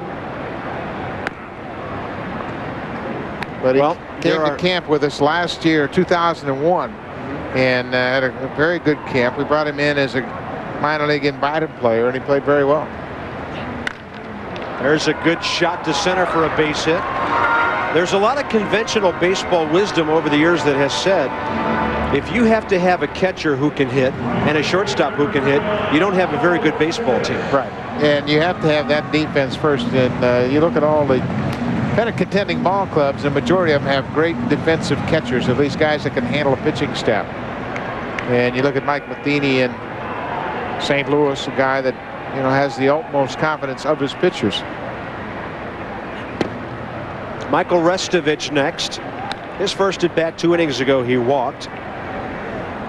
Restovich, an outfielder from the Rochester Red Wings, and a good RBI guy with 58 on the year. Longtime Baltimore affiliate. It looks like Corey's got a pretty good diving fastball right there. Yeah, good sink on his fastball, and he'll throw it right around 90 miles an hour with good movement. Now, if you just saw Restovich standing up at the plate without a logo on his uniform, you'd have to think Minnesota Twins, huh? Big, strapping right-handed hitter.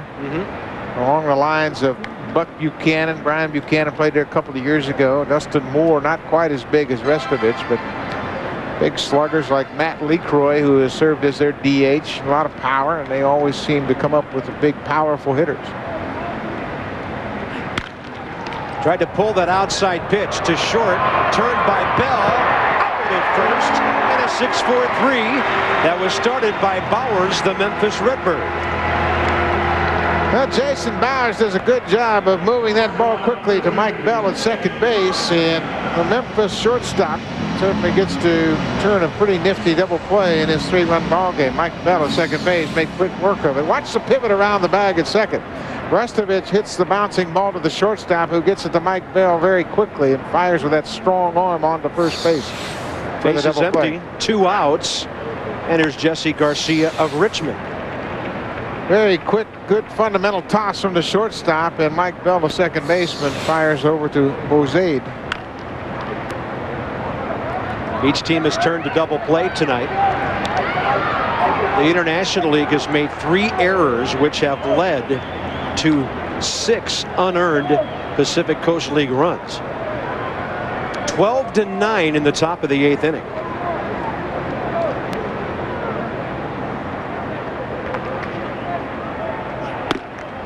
I think the folks in Memphis tonight will go home and know they got their money's worth for this AAA All-Star game. Power, lots of excitement. Roger Clemens, Harry Canary. The mascots have been a big part of this one tonight.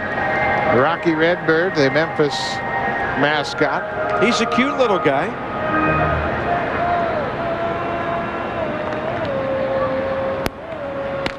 And this ball is popped up to center. David Kelton is there. And the Iowa Cub puts it away. We're going bottom 8. Out on the wide concourses of AutoZone Park. There's still some good eats to be had out there. ESPN the magazine on newsstands now. I knew in an hour I'd have a room full of kindergartners waiting for me, and I didn't think my car would ever start. Luckily it did, and I drove to AutoZone. Eugene said, let's test the battery. It needed to be replaced. AutoZone had the right battery for my car. She'd never installed a battery before. He came out to my car and showed me how easy it was to do. And she was on her way in no time. Turns out I was the one who learned something that day. Always go to AutoZone. Get in the zone! AutoZone! In a hidden city, a dark force has been uncovered. It's a weapon more powerful than you could ever imagine. On July 25th, take us to the cradle of life. It's your destiny. The fate of the world rests in the hands of one woman. Academy Award winner Angelina Jolie is Lara Croft. Are you truly prepared for what you're about to learn? Tomb Raider, The Cradle of Life. Rated PG-13. Friday, July 25th, everywhere. Dude, check one, dude. They're back, and so is the All-American Blizzard Treat. Red, white, and blue M&M's candies with DQ soft serve and chocolate. And in July, you could win a trip or free Blizzards. So do one, and DQ something different.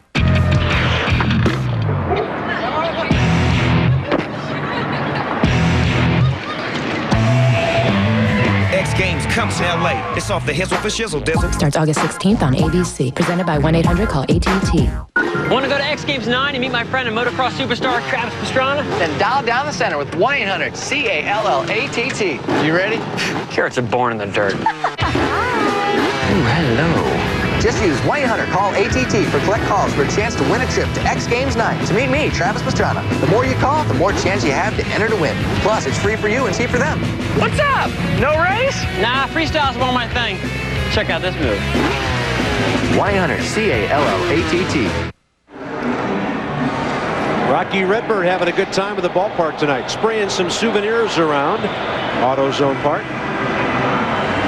Tomorrow night, we've got some very interesting, thought-provoking television for you. It's called Pete Rose on Trial. Should he be in the Hall? Now, how about this? CNN legal analyst Jeffrey Toobin will moderate a 3-hour mock trial. The prosecutor will be Alan Dershowitz. The defense attorney will be Johnny Cochran. Bob Lee will host it. Then you can catch the verdict on Baseball Tonight at 10 o'clock Eastern tomorrow night. How about that? Bottom of the 8th inning underway. And David Kelton with a little looper to Aaron Miles for the first down.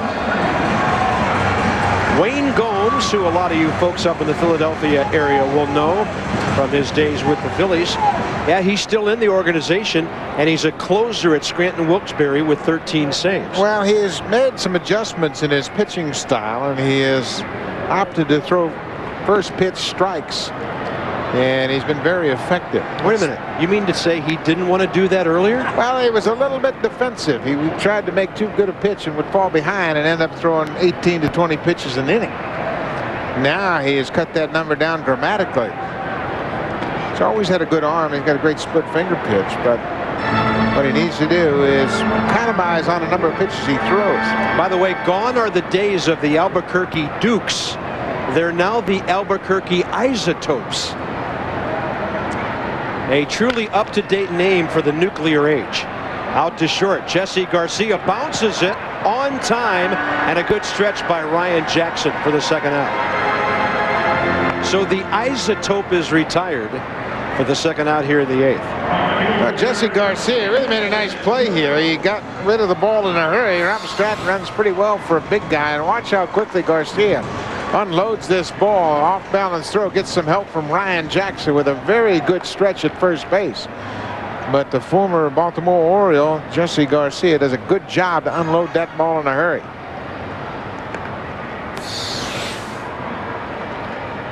Here's a home run guy, Jason Jones of Oklahoma, who hit a monster shot out of here last time up.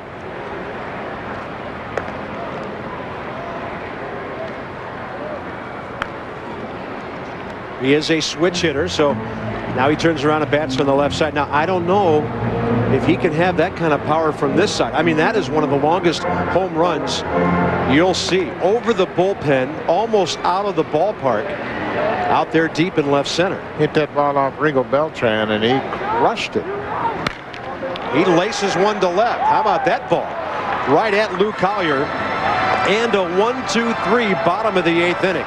We're going to the 9th in Memphis. 12-9 International lead. Tonight on SportsCenter, can Tiger beat back a field of prime contenders at the British? The Yanks heat up their bullpen.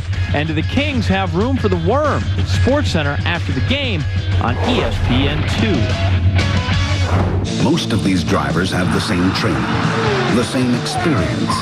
So what separates one from the rest? Sometimes 12 one-thousandths of a second. Firestone Indy 200, Saturday at 8 Eastern on ESPN2. Things between us are just so complicated, so many hassles. I need more me time. What I'm trying to say is, I found an easier way to pay my Cox bill. Online at Cox.com. Great. Next. That's it, girl. Just move on. There's an easier way to pay with Cox. Go to Cox.com to make an online payment or sign up for automatic monthly payments with Easy Pay. No checks, no stamps, no hassles at Cox.com. Time is it? Subaru all-wheel drive time. Time to get it all. Up to $2,000 in customer cash rebates depending on model. And financing as low as 0% APR. Time to get incredible savings on an incredible all-wheel drive 2003 Outback, Legacy, or Baja. That's up to $2,000 in customer cash rebates and 0% financing. Hurry to Subaru all-wheel drive time now, because time runs out July 31st.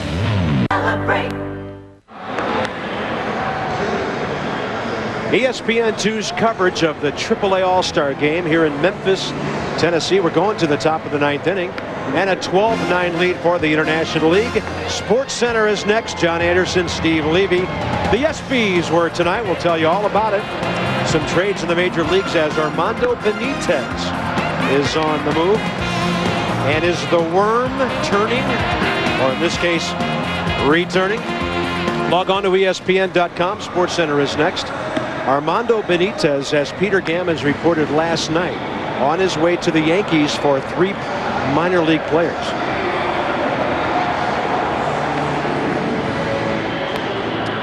Sidewinding right-hander Brad Clance, the former Atlanta Brave, with that very familiar motion and 21 saves. Second in the PCL to Mark Corey of Nashville. Well, Brad Clance pitched effectively for Atlanta a few years ago, and now he is back and continues to throw from many different angles and throw a lot of strikes, got a lot of confidence. Leslie Swanson, who's with you here in the 9th inning? I've got shortstop Jesse Garcia. Last inning, great out, worthy of any All-Star game. Tell me about that play. Just a routine ball hit in the hole. I think I could expect to make that play day in and day out, and I just happened to hit it at the right spot at the right time, and a nice pick by Ryan on at first base. Well, it looked good from here, and also we should mention in baseball we think of the Gold Glove, but you are a Golden Gloves boxer. How does boxing prepare you for the game of baseball? It helps mentally. Playing this game, when I carried over from boxing, just quick feet, quick hands, and the mental aspect of the game. So it's helped me a lot. As demonstrated last inning. Bob, back to you. Very nice, Leslie. Nice going, Jesse. Top of the order now, Anton French for the International League. He's been on base 3 times tonight. He and teammate Lou Collier have gone the whole way.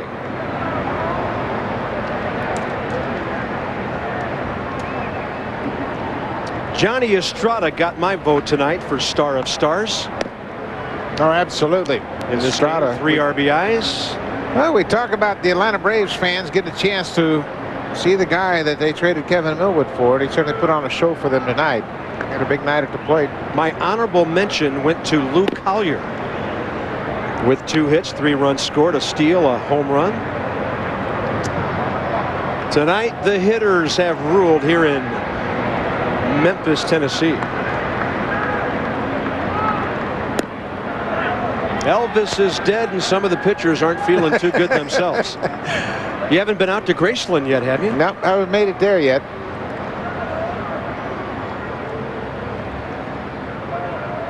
This ball is jacked way out of here. See you out of the park. Anton French. And it's 13-9.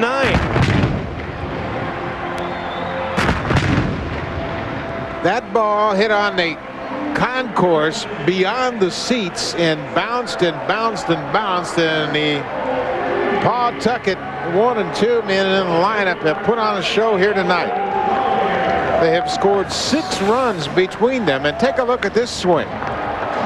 Anton French goes deep, big time, all the way behind the seats in right field. They almost knocked our truck off the air with that one. Lou Collier fouls one back. And it's a 13-9 lead for the International League. 2 years ago, Adam Dunn hit a couple of home runs in Indianapolis. And maybe Lou Collier will make it 2 tonight. Boy, that was some blast by Anton French. It was interesting because Adam Dunn did that against Bud Smith, who got called up by the Cardinals a couple of days later, and 2 months later on Labor Day, he threw a no-hitter in San Diego. So that 2001 season had some surprises for us.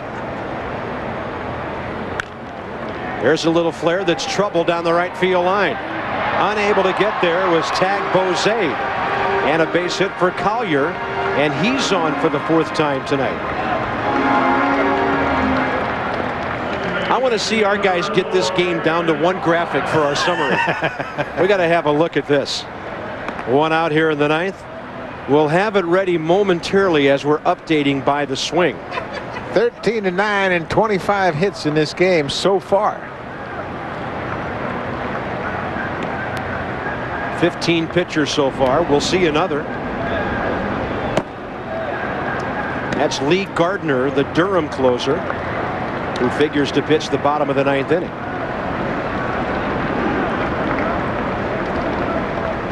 And he's had a nice first half with 20 saves for the Bulls. 1-0 to Miles, and that's a strike. Lou Pinella's watching him. He might call him right up. Tampa Bay obviously in need of some depth. You had a chance to sit down with Lou the other day. Yeah. How's he feeling at the midway point? Is he frustrated? No, he's not. He knew what he was getting into going into Tampa Bay, and they've got a lot of work ahead of them, but they've had some young players, as we all know. Rocco Baldelli and Carl Crawford. Crawford, you mentioned, played in this AAA game a year ago. And yes, he did. They have established that they've got a couple of position players, but they need a lot of work, and he is of the mind that he's going to roll up his sleeves and get it done there in Tampa Bay. Yeah, we understand Lou Piniella will have a lot of input. Jason Smith was up there a bit a year ago, and he certainly put on a show himself here tonight. Miles is gone, and with 2 outs in the top of the 9th, it'll be Mark Smith batting next.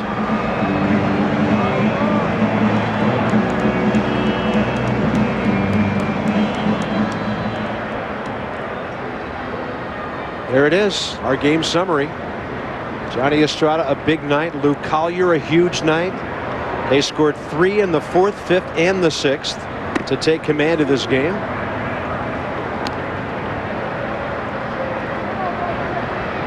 Well, the 25 hits, 22 runs combined. Yeah, the Coast League took advantage of 3 errors to score 6 of their 9 runs, unearned runs. Mark Smith is, well, he's had a perfect night. Came into bat in the 5th inning, 2 walks and a single.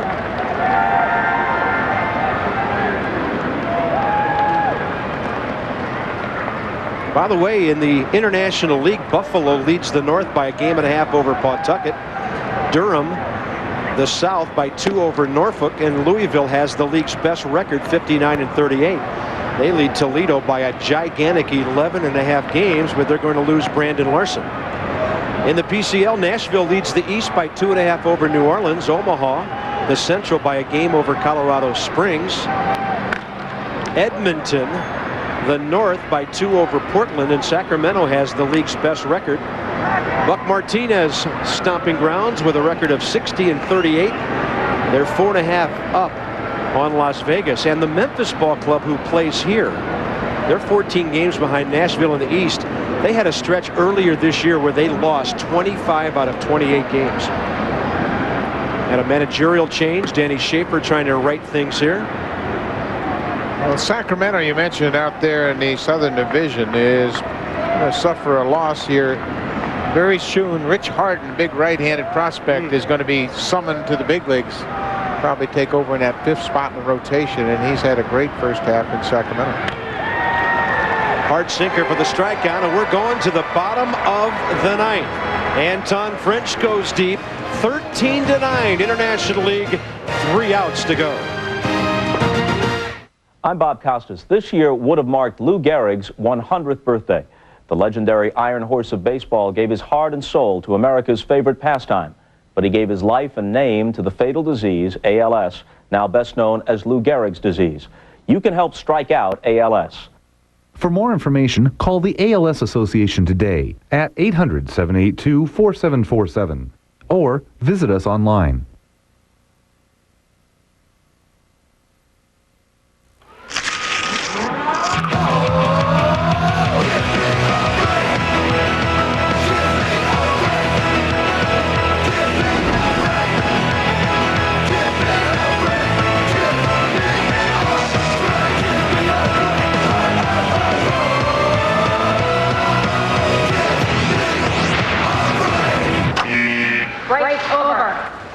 Get your break going with the light, crispy, chocolatey taste of a Kit Kat. Untroubled by the concerns of ordinary men, Chef Jimmy of Quiznos Sub is dedicated to one purpose: creating the perfect focaccia bread for Quiznos Tuscan Chicken Sub. He can think of nothing else. Did I leave the gas on? It's off.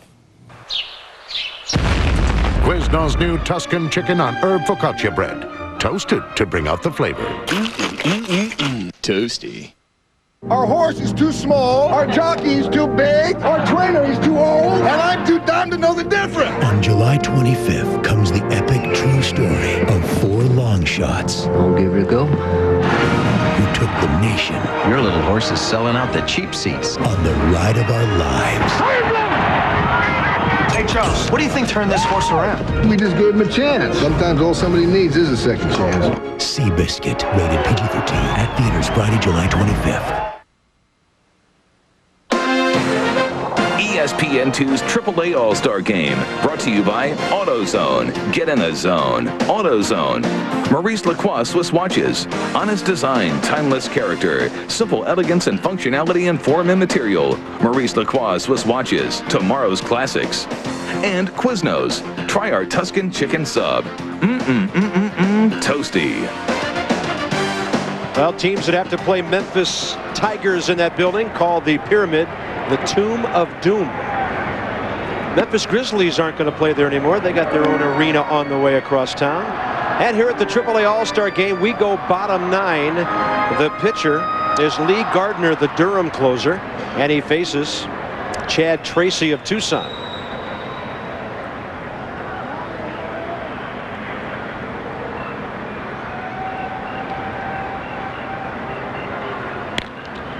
This ball well hit, but hooked foul. Home team down by 4 with 3 outs to go, and a good closer on the hill.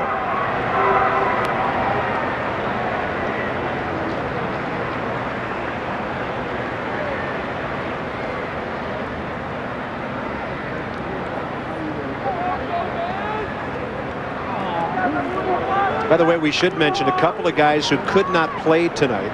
Greg LaRocca, a Buffalo infielder who has an injury and was not able to see action tonight.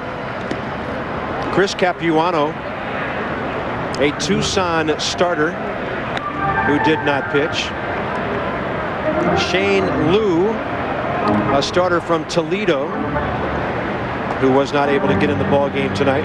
By the way, a footnote, Greg LaRocca did have a pinch hitting appearance earlier tonight for Travis Chapman, but because of the injury, they let Chapman stay into play at third, and that was the right thing to do.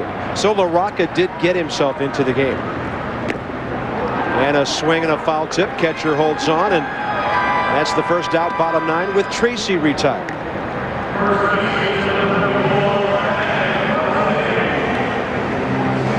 Next up will be Tag Bozade of Portland. By the way, the International League will break that 4-game losing streak against their rivals from the PCL. The series record will now stand at Pacific Coast League 4-2.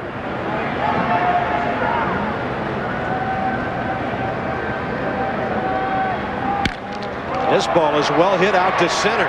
Anton French is there, and he's got it for the second out.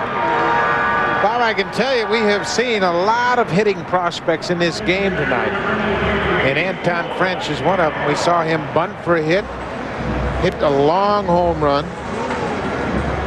Tag Bozade had a base hit, double to center field. And, of course, Johnny Estrada, 3 for 3 with a home run and a double. Just a triple shy of hitting the cycle in an all-star game. And this would be the International League's first win since '98, when on July 14th at Zephyr Stadium, New Orleans, they beat the PCL 8-4. And the hometown guy, Darrell Ward, was the most valuable player that night with a 3-run homer and an RBI single. So it's been a while for the Internationals. Highest scoring game in the series with 22 runs on the board tonight. Final hope is Coy Hill, the Las Vegas catcher for the PCL.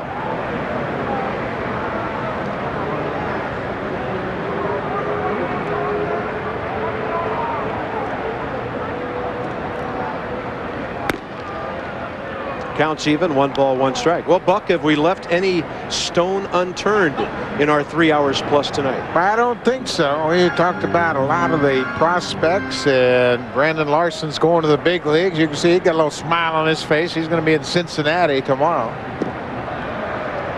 One night he's playing against the Pacific Coast League. The next night he's playing against the Houston Astros. Well, Cincinnati is 6 games back in that Central Division. They want to close ground in the second half. A lot of these guys hoping to get their call to the big leagues very soon. And we wish Pat Porter's well.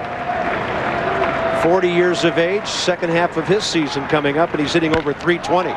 There's a solid base hit to right field. And the Pacific Coast League not quite done yet. We'll get another at bat for Omaha's Mike Kelly here with 2 outs in the 9th. Coy Hill picks up his first base hit.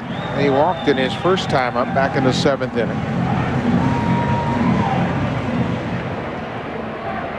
SportsCenter coming right up after we finish things up here in Memphis. By the way, we're told Sam Marcinek will be the winning pitcher. He's from Columbus. The loser figures to be Jason Ryan from Memphis. 26 hits now combined, ties the AAA All-Star Game record. Go ahead, Mike Kelly, just break that thing and give us a little suspense here with 2 outs in the 9th. That's right off the end of the bat. First baseman to the pitcher, and the International League breaks the losing streak and wins it in a slugfest, 13-9. Johnny Estrada is the most valuable player of the game with a homer, a single, a double, 3 RBIs in 3 at-bats. And those Paw Sox did the job too, Anton French and Lou Collier. So we had a great night in Memphis. Capacity crowd of 15,214. Lots of kids and families screaming for their favorites tonight. Pitchers having a hard time getting a grip. And sluggers and runners all over the ballpark. For Buck Martinez, and our entire ESPN2 crew, as well as Leslie Swanson, I'm Bob Carpenter. Hope you enjoyed it. The AAA All-Star Game goes to the International League. Good night from Memphis.